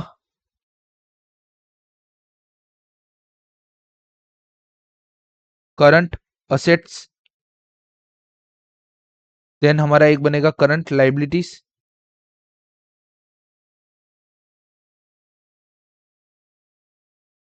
done. अब एक एक करके हम सारी चीजें गिनना स्टार्ट करते हैं। सबसे पहले क्या बोला है, सेलिंग प्राइस हो गया। Raw material and finish goods remain in stock for 4 weeks. तो raw material and finish goods कितने वीक के लिए, ये दोनों रहेंगे 4 वीक के लिए हमारे पास। और इन दोनों का टोटल कितना है, तो रॉ मटेरियल का टोटल हमारा है 2208। ओके, एंड फिनिश गुड्स के लिए हम यहां तक का टोटल नहीं लेंगे, हम यहां तक का टोटल लेंगे। रीजन क्या है, इस सम के अंदर ओवरहेड पहले लिखा है। अगर अकाउंट्स में अपने ने पढ़ा है, जो जैसा नाम होता है वैसा हम काम करते हैं। जैसे कि वेजिस एंड सैलरी लिखा हो तो ये हम डायरेक्ट एक्सपेंस मान लेते हैं। एंड सैलरी एंड वेजेस लिखा हो तो इसको हम इनडायरेक्ट एक्सपेंस मान लेते हैं, राइट। वैसे ही यहाँ पे दोनों जगह ओवरहेड ओवरहेड लिखा है। तो अगर फर्स्ट नेम ओवरहेड है तो हम लोग यहाँ पे असम्पशन लेते हैं कि ये जो ओवरहेड है सेलिंग एंड डिस्ट्रीब्यूशन का, they are related to production. अब ये रिलेटेड टू प्रोडक्शन हो जाएगा तो क्या हो जाएगा, ये हमारा टोटल कॉस्ट ऑफ प्रोडक्शन का पार्ट बन जाएगा। तो यहाँ पे हमारा फिनिश गुड्स आएगा 442,12123 डन। तो अब इन दोनों का हम मल्टीप्लाई करके टोटल निकाल लेते हैं। 208 इंटू 4 डिवाइड बाई 52, तो पहले का हमारा आ जाएगा 16 लाख रुपए रॉ मटेरियल का। ओके, 442 इंटू 4 डिवाइड बाई 52, ये हमारा आ जाएगा 34 लाख रुपीस। डन। तो ये डन, ये डन। अब WIP 4 वीक का, WIP 4 वीक का। ओके, अभी हमने लास्ट सम देखा था, लास्ट टू लास्ट सम देखा था, वहां पे WIP की कुछ बात नहीं की थी तो हमने टच भी नहीं किया था। यहाँ WIP बोला है 4 वीक्स का है, ठीक है। तो WIP, अब जब भी हमें WIP के बारे में बताया जाए तो हम क्या करते, जब भी हमें WIP के बारे में बताया जाएगा तब अगर सम कुछ नहीं बोलता है, अगर सम कुछ भी नहीं बोलता है तो हमने क्या बोला था, हम क्या करेंगे, चैप्टर 5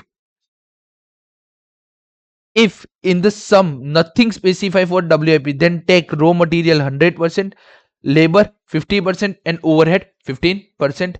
तो वही चीज हम फिर से करेंगे, यहाँ पे दोनों हम 50-50% यहाँ पे ले लेंगे।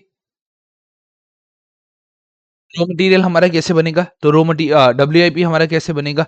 Raw material raw material plus labour यानी वेजेस प्लस ओवरहेड से। ओके, रॉ मटेरियल हमारा हो जाएगा 2 करोड़ 8 लाख रुपीस का।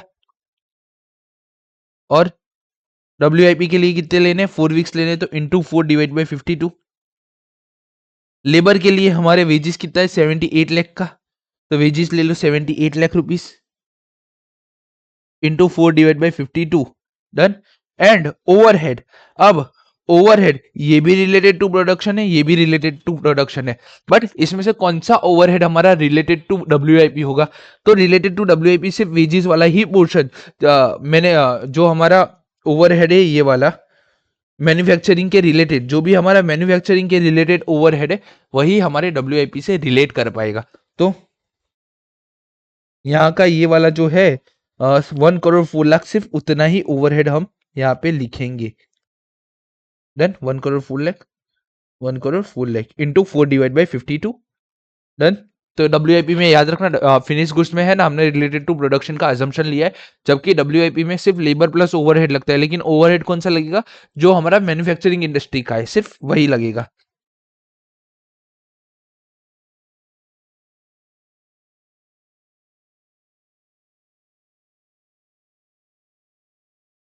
दो करोड़ आठ लाख 2 करोड़ 8 लाख। ओके, और वन एक चीज रह गई, लेबर और ओवरहेड का 50% ही हमें लेना है डब्ल्यूआईपी में। रॉ मटेरियल का 100%, लेबर का 50 और ओवरहेड का 15। तो यहाँ 100% आएगा मल्टीप्लाई बाय 100%, और ये दोनों कितना आएगा? ये हमें 50-50% ही लेना है। तो 208 इंटू 4 डिवाइड बाई 52, तो ये हमारा हो जाएगा 208, ये हमारा हो जाएगा 16 lakh rupees. 78 lakh into 4 divide by 52 into 50%, तो ये आपका हो जाएगा 3 लाख रुपए। ओके, एंड देन लास्ट वाला हमारा हो जाएगा 1 crore 4 lakh into 4 divide by 52 into 50%, ये आपका हो जाएगा 4 लाख रुपए। 16 लाख प्लस 3 लाख प्लस 4 लाख, ये आपके हो जाएंगे 23 लाख रुपीस। डन। तो यहाँ पे हमारा इसका भी काम खत्म हो गया। Debtors are allowed 8 weeks for a payment where creditor are allowed as a 4 week. अब ये जो डेटर है उसको हमने 8 वीक का टाइम दिया, और डेटर हमें कैलकुलेट किस पे करना है? रिसीवेबल प्राइस के ऊपर। तो यहाँ पे हम लिखेंगे डेटर, हमारा रिसीवेबल प्राइस कितना है? हमारा रिसीवेबल प्राइस मतलब कि सेलिंग प्राइस इतना रहेगा 5260 इनटू। ओके, क्वेश्चन स्पेसिफिक है इसलिए हमने रिसीवेबल्स पे गिना है। अगर क्वेश्चन स्पेसिफिक नहीं होता तो हमारा पूरा कैलकुलेशन किसके ऊपर होता? इस अमाउंट के ऊपर होता। बट क्वेश्चन ने बोला है भाई रिसीवेबल को वैल्यू किस पे करना है? सेलिंग प्राइस पे, तो ये हमारा सेलिंग प्राइस है, उस पर हमने वैल्यू किया है। 8 वीक्स का है, तो into 8 divide by 52, 52 into 8 divide by 52 into 8 divide by 52, तो ये आपका हो जाएगा 80 लाख रुपीस। 801213। डन। तो ये हमारा डेटर्स का भी काम खत्म हो गया। Then creditors are allow as a 4 weeks, तो क्रेडिटर्स को हम 4 वीक का अलाउ करते हैं, तो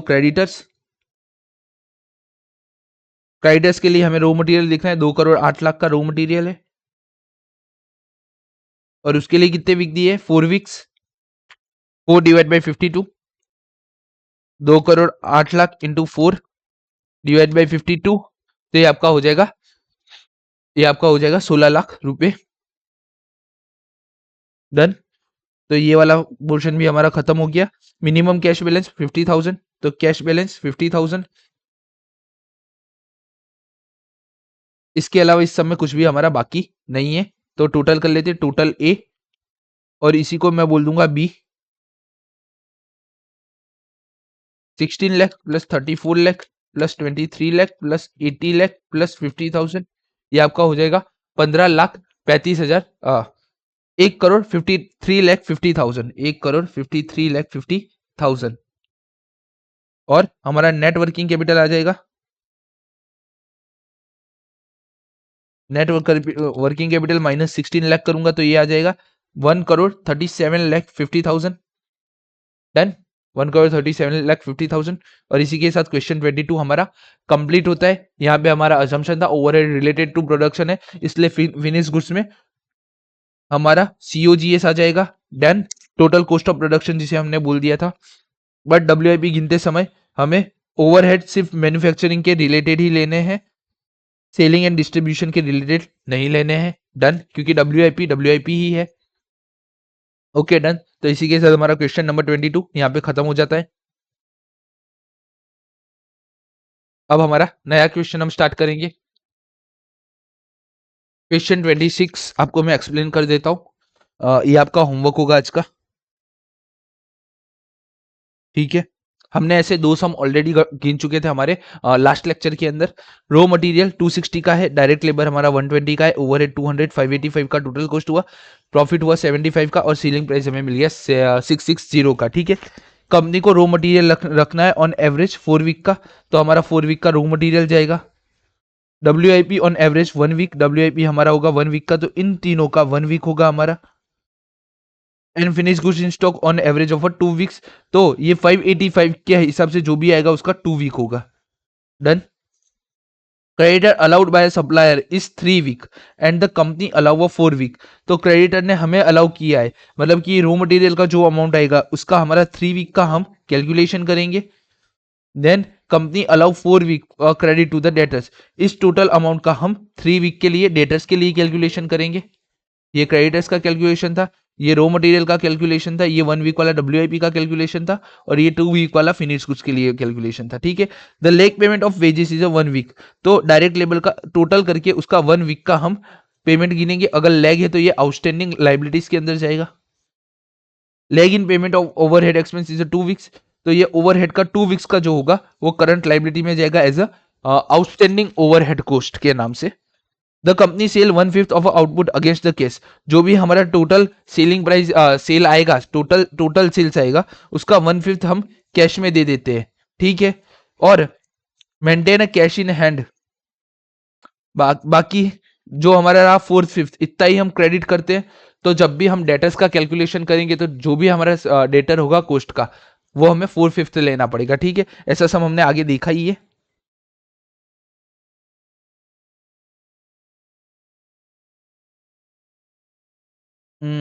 ये वाला रहा। डेटर्स में हमने क्या किया था, डेटर्स में हमने टोटल लिया था, टोटल कॉस्ट। एक मिनट,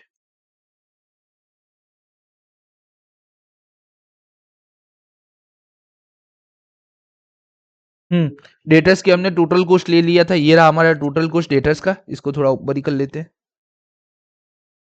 आगे कभी कंफ्यूजन ना हो। डेटर्स का हमने टोटल कॉस्ट से कैलकुलेशन किया था, टोटल कॉस्ट लिया था, तो ये हमारा यहाँ पे आ गया टोटल कॉस्ट। बाद में 1/5 इसमें कैश सेल था, तो हमने 4/5 किया था, और 4/52 वहां पे 4/52 वीक्स थे, वो यहाँ पे आ गया था।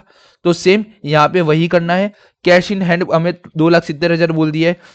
WIP के लिए क्या बोल दिया, stock is 75% complete on all respect, तो हमने यहाँ पे 80% लिया था, उसकी जगह हमारा 75% हो जाएगा। इजी सम है। अगर आप ये सम है ना, ये सम का लेक्चर एक बार देख लोगे क्वेश्चन 6 का, देन आप ये करने जाओगे तो आपको इजी रहेगा। क्वेश्चन 6 भी वैसा था और क्वेश्चन 1 भी हमारा वैसा ही था, तो डन। तो ये आपका होमवर्क हो गया, काफी टाइम के बाद एक होमवर्क मिला है आपको। तो ये होमवर्क हो गया क्वेश्चन 26। हमने पूरा एक्सप्लेन कर दिया है, तो मुझे ये एक्सप्लेन करने की जरूरत नहीं है, ठीक है। क्वेश्चन 28 सेम पैटर्न पे है। ये भी आप होमवर्क ले लो, लास्ट अभी जो पैटर्न देखा वही है।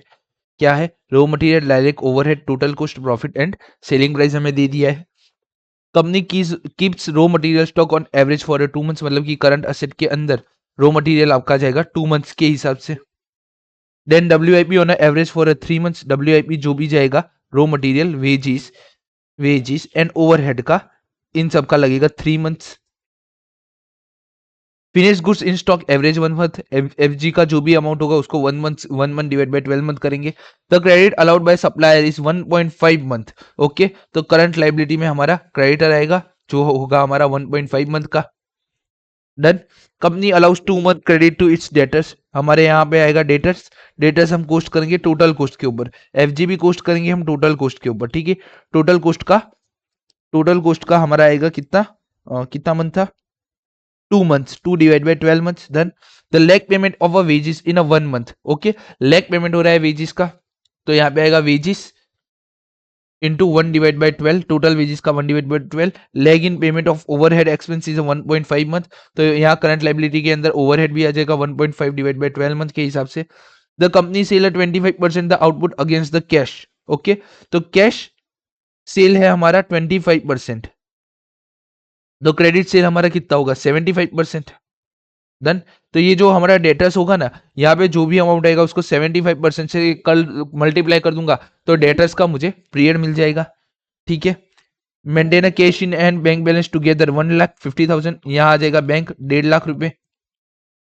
Production is carried out, okay ठीक है, ये वाला wages over also. WIP progress stock in 75% complete in all respect, यहाँ पे ये सब कुछ मल्टीप्लाई हो जाएगा 75% से। Prepare estimated showing working capital financial activity 50,000 unit की हमें एक्टिविटी शो करनी है, कंप्लीट हो गया ये सब। क्वेश्चन 29 अब हम देखेंगे, उससे पहले क्वेश्चन 28 होमवर्क, और हमने पूरा यहाँ पे एक्सप्लेन कर दिया, एक 5 मार्क्स का सम था। क्वेश्चन 29 ऐसा सम हमने देख लिया है, बट 2 होमवर्क में दे दिए, तो एक सम मैं आपको यहाँ पे करवा देता हूँ। The below information lever limited is provide है ना ऑन एनुअल बेसिस की इसकी इन्फॉर्मेशन दी है। सेल है जो 3 महीने का क्रेडिट पीरियड जिसमें हम देते हैं 48 लाख रुपीज का। मटेरियल कंजम्पशन सप्लायर को 2 महीना हमें देता है 12 लाख रुपए।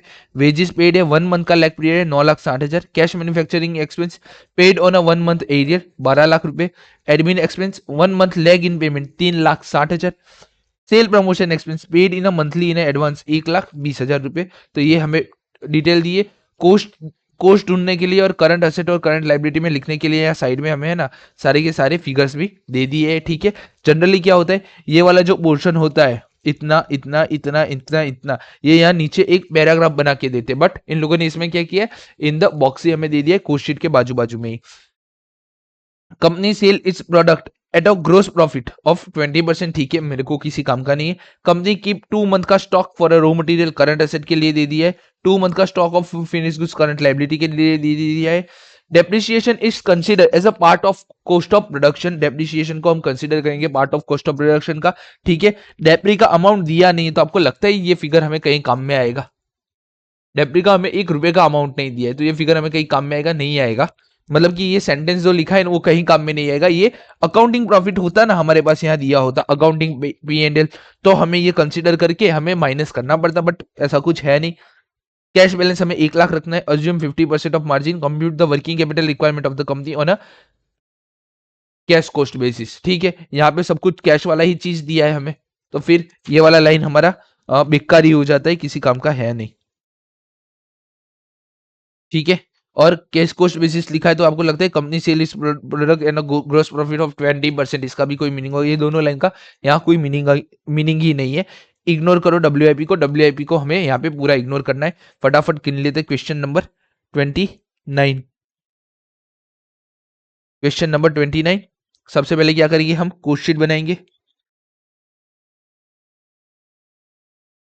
तो सेल सेल को छोड़ो, मैन्युफैक्चरिंग का रॉ मटेरियल हमारा कितने का है, 48 लाख का नहीं है, रॉ मटेरियल है हमारा 12 लाख का।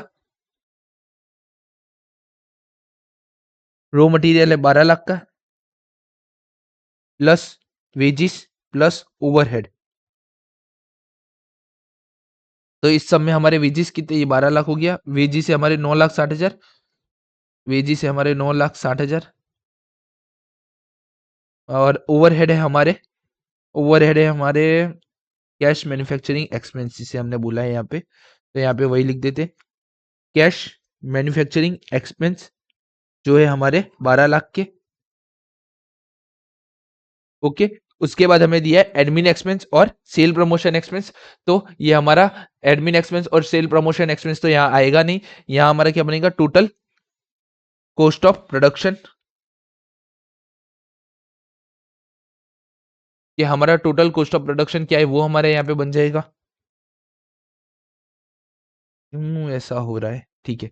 टोटल कॉस्ट ऑफ प्रोडक्शन, तो टोटल कॉस्ट ऑफ प्रोडक्शन हमारा क्या हो जाएगा, लास्ट सम में ओवरहेड आगे लिखा था इसलिए हमने उसको प्रोडक्शन का पार्ट माना था सेलिंग एंड डिस्ट्रीब्यूशन में, इस वाले सम में क्वेश्चन नंबर 22 में। बट यहाँ पे आप देखो, यहाँ पे ओवरहेड नहीं लिखा है, डायरेक्ट उसके नाम ही लिख दिए। इसका मतलब हम क्या मानेंगे कि जो ये मैन्युफैक्चरिंग एक्सपेंस है, ये मैन्युफैक्चरिंग एक्सपेंस ये रिलेटेड टू मैन्युफैक्चरिंग है, तो ये रिलेटेड टू प्रोडक्शन है, और ये आफ्टर प्रोडक्शन वाला तामझाम है, एडमिन एक्सपेंस वाला और सेल प्रमोशन एक्सपेंस वाला। ठीक है, तो टोटल ये हो जाएगा 24 लाख, 24 लाख प्लस 9.6 लाख, 33.60 लाख, ये हमारा टोटल कॉस्ट ऑफ प्रोडक्शन हो जाएगा। ओके, प्लस हमारा क्या दिया है वहां पे, admin expense, sales promotion expense, तो admin expense, sale promotion expense.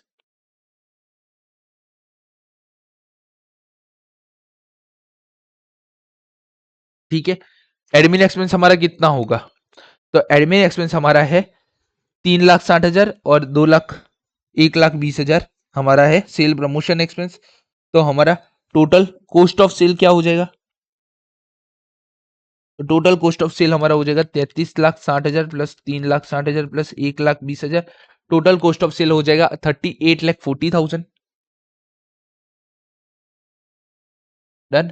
अब देखो, प्रॉफिट ढूंढने की कोई जरूरत है नहीं हमें यहाँ पे, क्योंकि कहीं पे भी ऐसा नहीं बोला है सेल वैल्यू पर बनाओ, बट हमने अभी तक सेल वैल्यू के हिसाब से किया है।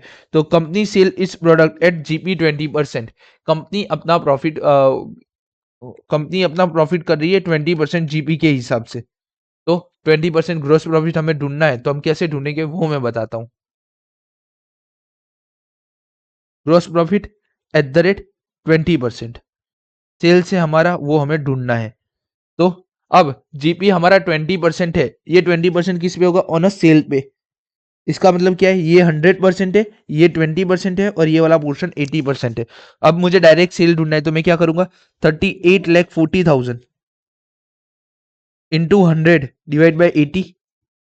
तो 38,40,000 इंटू 100 डिवाइड बाई 80, तो ये आपका हो जाएगा 48 लाख रुपीज का सेल्स, और 48 लाख का 20% करूंगा तो 9,60,000 का हमारा हो जाएगा जीपी। ठीक है, तो यहाँ पे जो वर्डिंग लिखा है ना, उसको बोलो कंपनी सेल इस product at GP of 25%। GP 20% है, तो जीपी 20% का मीनिंग क्या होता है कि सेल का 20% है, सेल वैल्यू का 20% है। तो ये सेल वैल्यू का हमने यहाँ पे 20% रिवर्स कैलकुलेशन करके लेके आए। ठीक है, अगर इन फ्यूचर कहीं और एफएम में इसकी जरूरत पड़े, या आपके कोस्टिंग के पार्ट में इसकी तो जरूरत पड़ती ही रहती है, तो उसके लिए हमने बता दिया है यहाँ पे। वर्किंग कैपिटल, करंट असेट, और यहाँ पे हम ले लेते हैं करंट लाइबिलिटीज। ठीक है, आ जाएगा, 90% तो आ ही जाएगा। अब एक एक करके हम सारी चीजें गिनना स्टार्ट करते हैं। सेल्स के लिए क्या बोला है, सेल्स में हमने तीन तीन महीने का क्रेडिट दिया है, सेल्स का हमने 3 महीने का क्रेडिट दिया है, मतलब डेटर्स को हमने 3 महीने का क्रेडिट दिया है, तो वो हमारा करंट असेट बनेगा डेटर्स। डेटर्स को हमने कितने महीने का क्रेडिट दिया है, 3 मंथ्स का। अब डेटर्स को हम कैलकुलेट किस पे करते हैं, कॉस्ट बेसिस पे करते हैं, तो हम इस पे करेंगे 38,40,000 पे हम उसको कैलकुलेट कर लेंगे। तो 38,40,000 इंटू 3 डिवाइड बाई 12, तो ये हमारा हो जाएगा 38,40,000 इंटू 3 डिवाइड बाई 12, तो ये हमारा हो जाएगा 9,60,000 रुपये।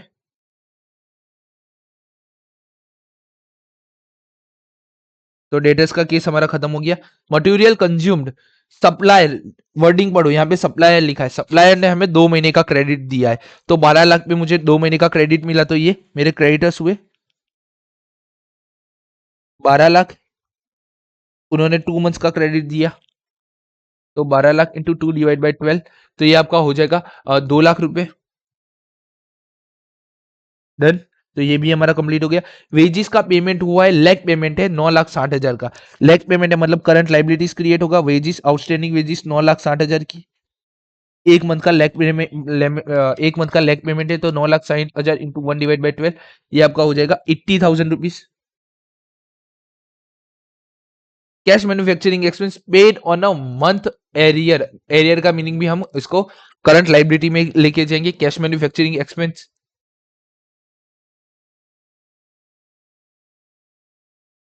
Cash manufacturing expense, cash manufacturing expense है 12 लाख रुपए के, और कितना, 1 month, on a month, on a month मतलब कि 1 month, 12 lakh into 1/12, 12 lakh into 1/12, ये हमारा हो जाएगा 1 लाख रुपए। डन। तो ये भी हो गया। एडमिन एक्सपेंस का लेग पेमेंट हो रहा है 1 मंथ से, तो वो भी जाएगा हमारा करंट लाइबिलिटी में। एडमिन एक्सपेंस लेग पेमेंट कितने मंथ से है, 1 मंथ से लेग पेमेंट है 3,60,000 का 1 मंथ, 3,60,000 इंटू 1/12, ये आपका हो जाएगा 30,000 रुपए। तो इसी के साथ हमारा एडमिन एक्सपेंस का भी खत्म हो गया। अब sale promotion expense, sale promotion expense के लिए बोला है पेड मंथली इन एडवांस, ये 1 महीने के एडवांस में पेमेंट कर लेते, 1,20,000 है, तो ये हमारा बन जाएगा असेट। तो क्या था ये नाम इसका, sale promotion expense, sales promotion expense. Total था 1,20,000 का, एडवांस में 1 महीने के एडवांस में हो रहा है, तो 1,20,000 इंटू 1/12, 1,20,000 डिवाइड बाई 12, तो ये हमारा हो जाएगा 10,000 रुपीज। तो ये भी खत्म हो गया हमारा, ये पूरा का पूरा हमारा मामला खत्म हो गया। अब है company keeps a 2 month stock of raw material. Okay, तो रॉ मटेरियल के लिए हमें बोला है 2 महीने का लगते हैं। रॉ मटेरियल का टोटल कितना है, तो रॉ मटेरियल का टोटल है 12 लाख रुपए, इंटू कितने महीने के लिए हम रखते हैं, उसको रखते हैं 2 मंथ्स के लिए, तो इंटू 2/12, तो 12 लाख का 2/12 करेंगे तो हमें मिलेगा 2 लाख रुपए। 5। देन क्या बोला है, 2 month stock of finish goods, तो एफ जी हम रखते हैं 2 मंथ्स के लिए, 2/12। और फिनिश गुड्स ढूंढने के लिए हमें क्या चाहिए, फिनिश गुड्स ढूंढने के लिए हमें चाहिए कॉस्ट ऑफ प्रोडक्शन, और कॉस्ट ऑफ प्रोडक्शन हमारा हुआ है 3,33,60,000 रुपये, 33,60,000, 33,60,000 का 2/10, तो ये हमारा हो जाएगा 5,60,000 रुपये। डन। ये भी हमारा खत्म हो गया, ये भी हमारा खत्म हो गया, डेप्रिसिएशन को कुछ आएगा नहीं। कैश बैलेंस हमें रखना है 1 लाख रुपए, तो कैश 1 लाख रुपए हमें रखना है। डन। अज्यूमिंग 50% ऑफ मार्जिन, तो ये तो सबसे लास्ट में आएगा, तो यहाँ पे total A 9,60,000 plus 10,000 plus 2 lakh plus 5,60,000 plus 1 lakh, तो ये आपका टोटल हो जाएगा 18,30,000 रुपये। और टोटल बी ले लेते हैं, तो ये आपका हो जाएगा 2 lakh plus 80,000 plus 1 lakh plus 30,000 रुपये, तो ये आपका हो जाएगा 4,10,000 रुपये करंट लाइबिलिटीज का total. Working capital before safety margin या मार्जिन सेफ्टी, जो लिखा होगा, मार्जिन लिखा है तो बिफोर मार्जिन हम लिखेंगे, मार्जिन। तो 4,10,000 में से 8 लाख 18,30,000 माइनस हो जाए, 18,30,000 माइनस 4,10,000, तो ये आपका आएगा 14,20,000 rupees, 14,20,000 rupees working capital before margin safety. Margin है @15% का, तो 14,20,000 का 15% हमारा हो जाता है 2,13,000 रुपये। तो वर्किंग कैपिटल आफ्टर मार्जिन ये कितना होगा, ये हो जाएगा 16,33,000, 16,33,000 रुपये। डन। तो इसी के साथ हमारा क्वेश्चन नंबर 29 खत्म होता है। यहाँ पे कुछ नहीं था इस क्वेश्चन में, 2 क्वेश्चन अभी तक आपको होमवर्क में मिले हैं, अगर कोई ना पाए तो बोल देना, हम उसका सॉल्यूशन आपको प्रोवाइड करवा देंगे। क्वेश्चन 30 मस्त सा में बाद में करेंगे, लेकिन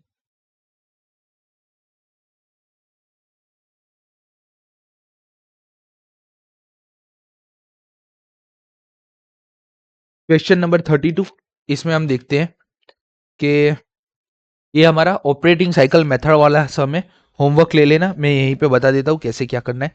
कॉस्ट ऑफ प्रोडक्शन दे दिए, गुड्स सोल्ड दे दिए, एवरेज स्टॉक ऑफ डब्ल्यूआईपी और फिनिश गुड्स दे दिए, एडमिन और सेलिंग एक्सपेंस दे दिया है, रिसीवेबल ऑफ कलेक्शन पीरियड दे दिया है, रॉ मटेरियल का स्टोरेज पीरियड दे दिया और क्रेडिट का पीरियड दे दिया। मतलब कि रिसीवेबल ऑफ कलेक्शन पीरियड मतलब कि ये मुझे मिल गया डी, ये मुझे मिल गया आर और ये मुझे मिल गया सी। अब मुझे ढूंढना क्या बाकी है, W and F. WIP and finish goods, ये दोनों ढूंढना बाकी है। You are required to calculate the working capital requirement by operating cycle method. Okay, operating cycle method से मुझे वर्किंग कैपिटल रिक्वायरमेंट ढूंढना है। अभी मेरे पास WNF का है ना, स्टोरेज पीरियड नहीं है, तो WIP का एवरेज WIP हमें यहाँ दे दिया है 94600, और उसको हम डिवाइड करेंगे कॉस्ट ऑफ प्रोडक्शन से 15,48,000 इनटू कितने डेज है हमारे 360 डेज है, तो मुझे WIP का स्टोरेज पीरियड मिल जाएगा इनटू 360, तो ये आपका होगा 22 डेज अराउंड अराउंड। ठीक है, WIP का स्टोरेज पीरियड मुझे मिल गया, मतलब कि DRC का था, W का मुझे 22 डेज मिल गया। देन अब मैं ढूंढूंगा फिनिश गुड्स का। फिनिश गुड्स का एवरेज मुझे दे दिया 243,500, और कॉस्ट ऑफ गुड्स सोल्ड दे दिया 1461,000, एंड 360 डेज है ही हमारे पास, तो 243,500 डिवाइड बाई 1461,000 इंटू 360, तो ये हमारा हो जाता है 60 डेज अराउंड अराउंड। ठीक है, ऑपरेटिंग साइकिल ढूंढ लेते हैं, तो वो था उसका फॉर्मूला R+W+F+D-C। R है 65 डेज, W हमने ढूंढा वो कितना था 22 डेज, F हमने ढूंढा वो था 16 डेज, प्लस D दिए हैं 36 डेज, माइनस क्रेडिटर्स हमें दिए हैं 63 डेज के। 65 प्लस 22 प्लस 60 प्लस 36 माइनस 63, तो ये आपके हो जाएंगे 120 days operating cycle. Done, operating cycle मुझे मिल गया। मुझे यहाँ पे एडमिन एंड सेलिंग एक्सपेंसिव दिया है 4,14,000 का, एडमिन एंड सेलिंग दे दिया, लेकिन वर्किंग कैपिटल के गिनने के लिए मुझे क्या चाहिए, एनुअल ऑपरेटिंग एक्सपेंस। तो मुझे एनुअल एनुअल ऑपरेटिंग एक्सपेंस चाहिए, तो मेरे पास क्या होना चाहिए, मेरे पास होना चाहिए कॉस्ट शीट, मुझे कॉस्ट का कैलकुलेशन होना चाहिए। कॉस्ट का कैलकुलेशन कैसे मिलेगा, रो मटेरियल प्लस WIP, अरे raw material plus labour plus overhead, तो मुझे मिल जाएगा total cost of production. Done, बाद में उसमें मैं फिनिश गुड्स ऐड और लेस करूंगा, तो मुझे मिल जाएगा COGS, और ये COGS cost of goods sold के अंदर मैं अपना ये admin and selling expense add कर दूंगा, तो मुझे मिल जाएगा मेरा ऑपरेटिंग एक्सपेंस, राइट। अब मुझे यहाँ पे कॉस्ट ऑफ प्रोडक्शन दिया है और कॉस्ट ऑफ गुड्स सोल्ड दे दिया है, तो COGS मुझे मेरा मिल गया 14,61,000। ठीक है, COGS से मेरा 14,61,000, और मेरा एडमिन एंड सेलिंग एक्सपेंस है 4,41,000, तो ऑपरेटिंग एक्सपेंस मेरा कितना हो जाएगा 14,61,000 डिवाइड बाय 4,41,000, तो ये आपका हो जाएगा 18,75,000। 18,75,000 टोटल है, और 18,75,000 आपका इन टोटल में है। अब हमारा कैलकुलेशन 120 दिन में, 120 दिन में एक साइकिल चलती है, तो 360 दिन में कितनी साइकिल चलेगी, तो 360 डिवाइड बाई 120, इसको हम यहाँ पे मल्टीप्लाई कर देंगे 360 डिवाइड, अरे नहीं नहीं नहीं, इससे हमें क्या मिल जाएगा, हमें हमारा नंबर ऑफ इंटरवल मिल जाएगा 360 डिवाइड बाई 120, वो होगा 3 टाइम्स, और इसको हम डिवाइड बाई कर देंगे टोटल ऑपरेटिंग एक्सपेंस को 3 टाइम्स से, तो 1,87,500 डिवाइड बाई 3, तो आपको मिल जाएगा 6,25,000 वर्किंग कैपिटल। डन, तो ये था पूरा सम, आप लोग कर लोगे। यहाँ पे यूनिक पॉइंट, यहाँ पे अलग से पॉइंट क्या था, आपको COGS दिया है, उसके अंदर आपको admin and selling expense add कर डालोगे तो आपको ऑपरेटिंग एक्सपेंस एन्युअली मिल जाएगा। ठीक है, और वो हो रहा है 18,75,000 रुपए। इसको डिवाइड बाय, आपको आपको क्या करना है, 18,75,000 इंटू 120, डिवाइड बाई 360, तो अभी आपको मिल जाएगा 6,25,000, और 360 डिवाइड बाई 120 करके आप डिवाइड कर डालोगे 18,75,000 को, तो अभी आपको मिल जाएगा आपका वर्किंग कैपिटल रिक्वायरमेंट। डन, ये सब यहाँ पे खत्म होता है। This one is nice sum, question 33। Okay, अभी ये 5 से 6 दिन हमारा ये पूरा का पूरा चैप्टर चलने ही वाला है। Question 35 is also nice nice sum, मतलब कि ऑलमोस्ट सब हमने कंप्लीट कर ही दिए हैं हमारे इस कॉन्सेप्ट के रिलेटेड। क्वेश्चन 1 हो गया है। क्वेश्चन 2 और क्वेश्चन 2 एक डिफरेंट टाइप का सम है, उसको एक डिफरेंट तरीके से हमें टेक ओवर करना पड़ेगा। क्वेश्चन 3 हो गया। Question 4, question 4 is nice sum, but उसको गिनने से पहले हमें एक नया कॉन्सेप्ट समझना पड़ेगा। क्वेश्चन 5 कर लिया है, 6 कर लिया है, 7 न्यूली फॉर्म्ड कंपनी है, ठीक है जाने दो। क्वेश्चन 8 रेशियो से रिलेटेड सम है। क्वेश्चन 9, क्वेश्चन 11 हमारा कैश एंड ट्रेजरी मैनेजमेंट का है, भूल से यहाँ पे आ गया है, तो आप लोग इसको वहां पे ट्रांसफर करके गिन देना। एक इजी सम है, कुछ इसमें ज्यादा हार्ड चीज है नहीं, ठीक है। ट्रेजरी और कैश मैनेजमेंट में आपको कोई होमवर्क नहीं मिला था ना, तो ये क्वेश्चन नंबर 11 आपका वहां का होमवर्क हो जाएगा। डन, आप लोग ट्रांसफर करके गिन देना।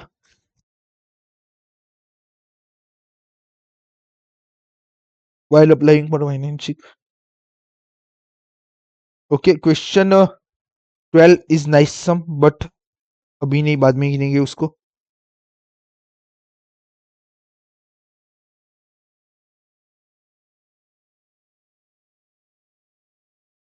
ओके, ये आपका डबल शिफ्ट का सम है। क्वेश्चन नंबर 13, तो इसका कॉन्सेप्ट भी अभी हमारा बाकी ही है। Question number 14, first April board of director ABC limited.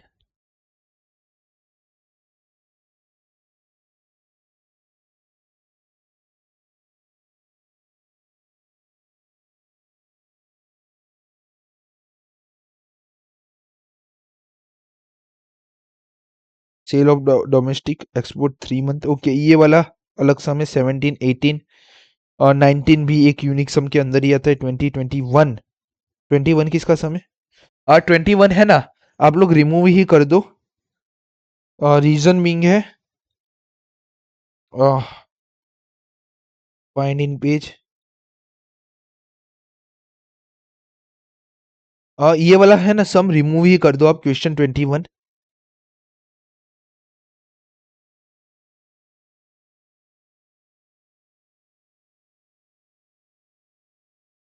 ये पूरा कॉन्सेप्ट, ये जो पूरा कॉन्सेप्ट है ना, ये कॉन्सेप्ट हमारे सिलेबस से रिमूव हो चुका है, ठीक है। तो क्वेश्चन 21 को हम रिमूव कर देते हैं यहाँ से।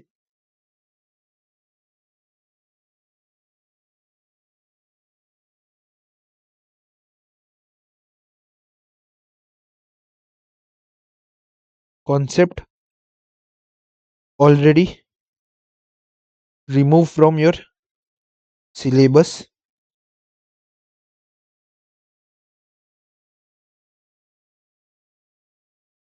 ये टंडन कमेटी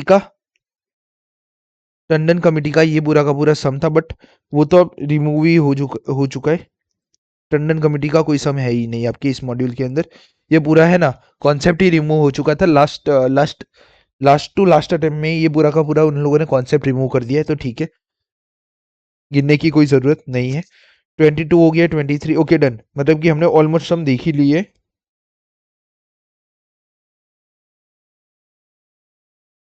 ओके, अब जो भी सम रह गए वो अब हम देखेंगे एक नेक्स्ट लेक्चर में। नेक्स्ट लेक्चर में एक हम नया कॉन्सेप्ट चालू करेंगे, एंड इस नए कॉन्सेप्ट के बेसिस पे हम है ना बाकी के जो सम हमारे रह चुके हैं वो हम वहाँ पे कैलकुलेट करेंगे। मोर और लेस अभी भी हमारे मिनिमम 4 से 5 लेक्चर होंगे। Today is Friday, today is Friday, तो मंडे से हमारे लेक्चर फिर से स्टार्ट होंगे। और जब हमारे मंडे से लेक्चर स्टार्ट होंगे ना, तो मोर और लेस नेक्स्ट फ्राइडे तक हमारा ये चैप्टर, हम नेक्स्ट वीक के अंदर ये चैप्टर हमारा कंप्लीट कर डालेंगे। नेक्स्ट वीक मतलब 28 फरवरी, 28 नवंबर आ रहा है हमारा। हाँ मतलब कि नहीं, मुझे लगता है थोड़े है ना हमें टाइम बढ़ा के है ना इसको खत्म करना पड़ेगा, क्योंकि बाद में दिसंबर में हमें टोटल मोर और लेस 5 चैप्टर करने हैं, जिसमें से 3 चैप्टर सबसे बड़े हैं, 2 चैप्टर सबसे छोटे, मतलब कि 3 चैप्टर मोर और less, cost of capital, investment decision and ratio analysis, ये पूरे के पूरे 3 वीक लेंगे।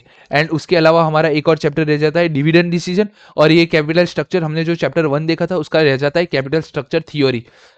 तो ये दोनों है ना कैपिटल स्ट्रक्चर थियोरी और ये डिविडेंड डिसीजन अराउंड अराउंड 4 दिन ये लेंगे, और 3 वीक मतलब कि 5 5 वो दिन लेंगे, मतलब कि 5 into 2, 10 आर, 30 आर, 30 आवर 10 आवर मतलब कि अभी भी हमारे अराउंड अराउंड 45 से 50 आवर का कॉन्सेप्ट हमें नेक्स्ट मंथ के अंदर हमें कंप्लीट करना है ये चैप्टर खत्म करने के बाद। तो बी प्रिपेयर, नेक्स्ट मंथ के लेक्चर हमारे 2.5 से 3 घंटे के हो सकते हैं, तभी जाके हमारा पूरा है ना 31 दिसंबर के दिन हमारा कंप्लीट हो जाएगा पूरा का पूरा सिलेबस। ओके, तो मिलते हैं नेक्स्ट लेक्चर में, तब तक के लिए bye, see you, good bye.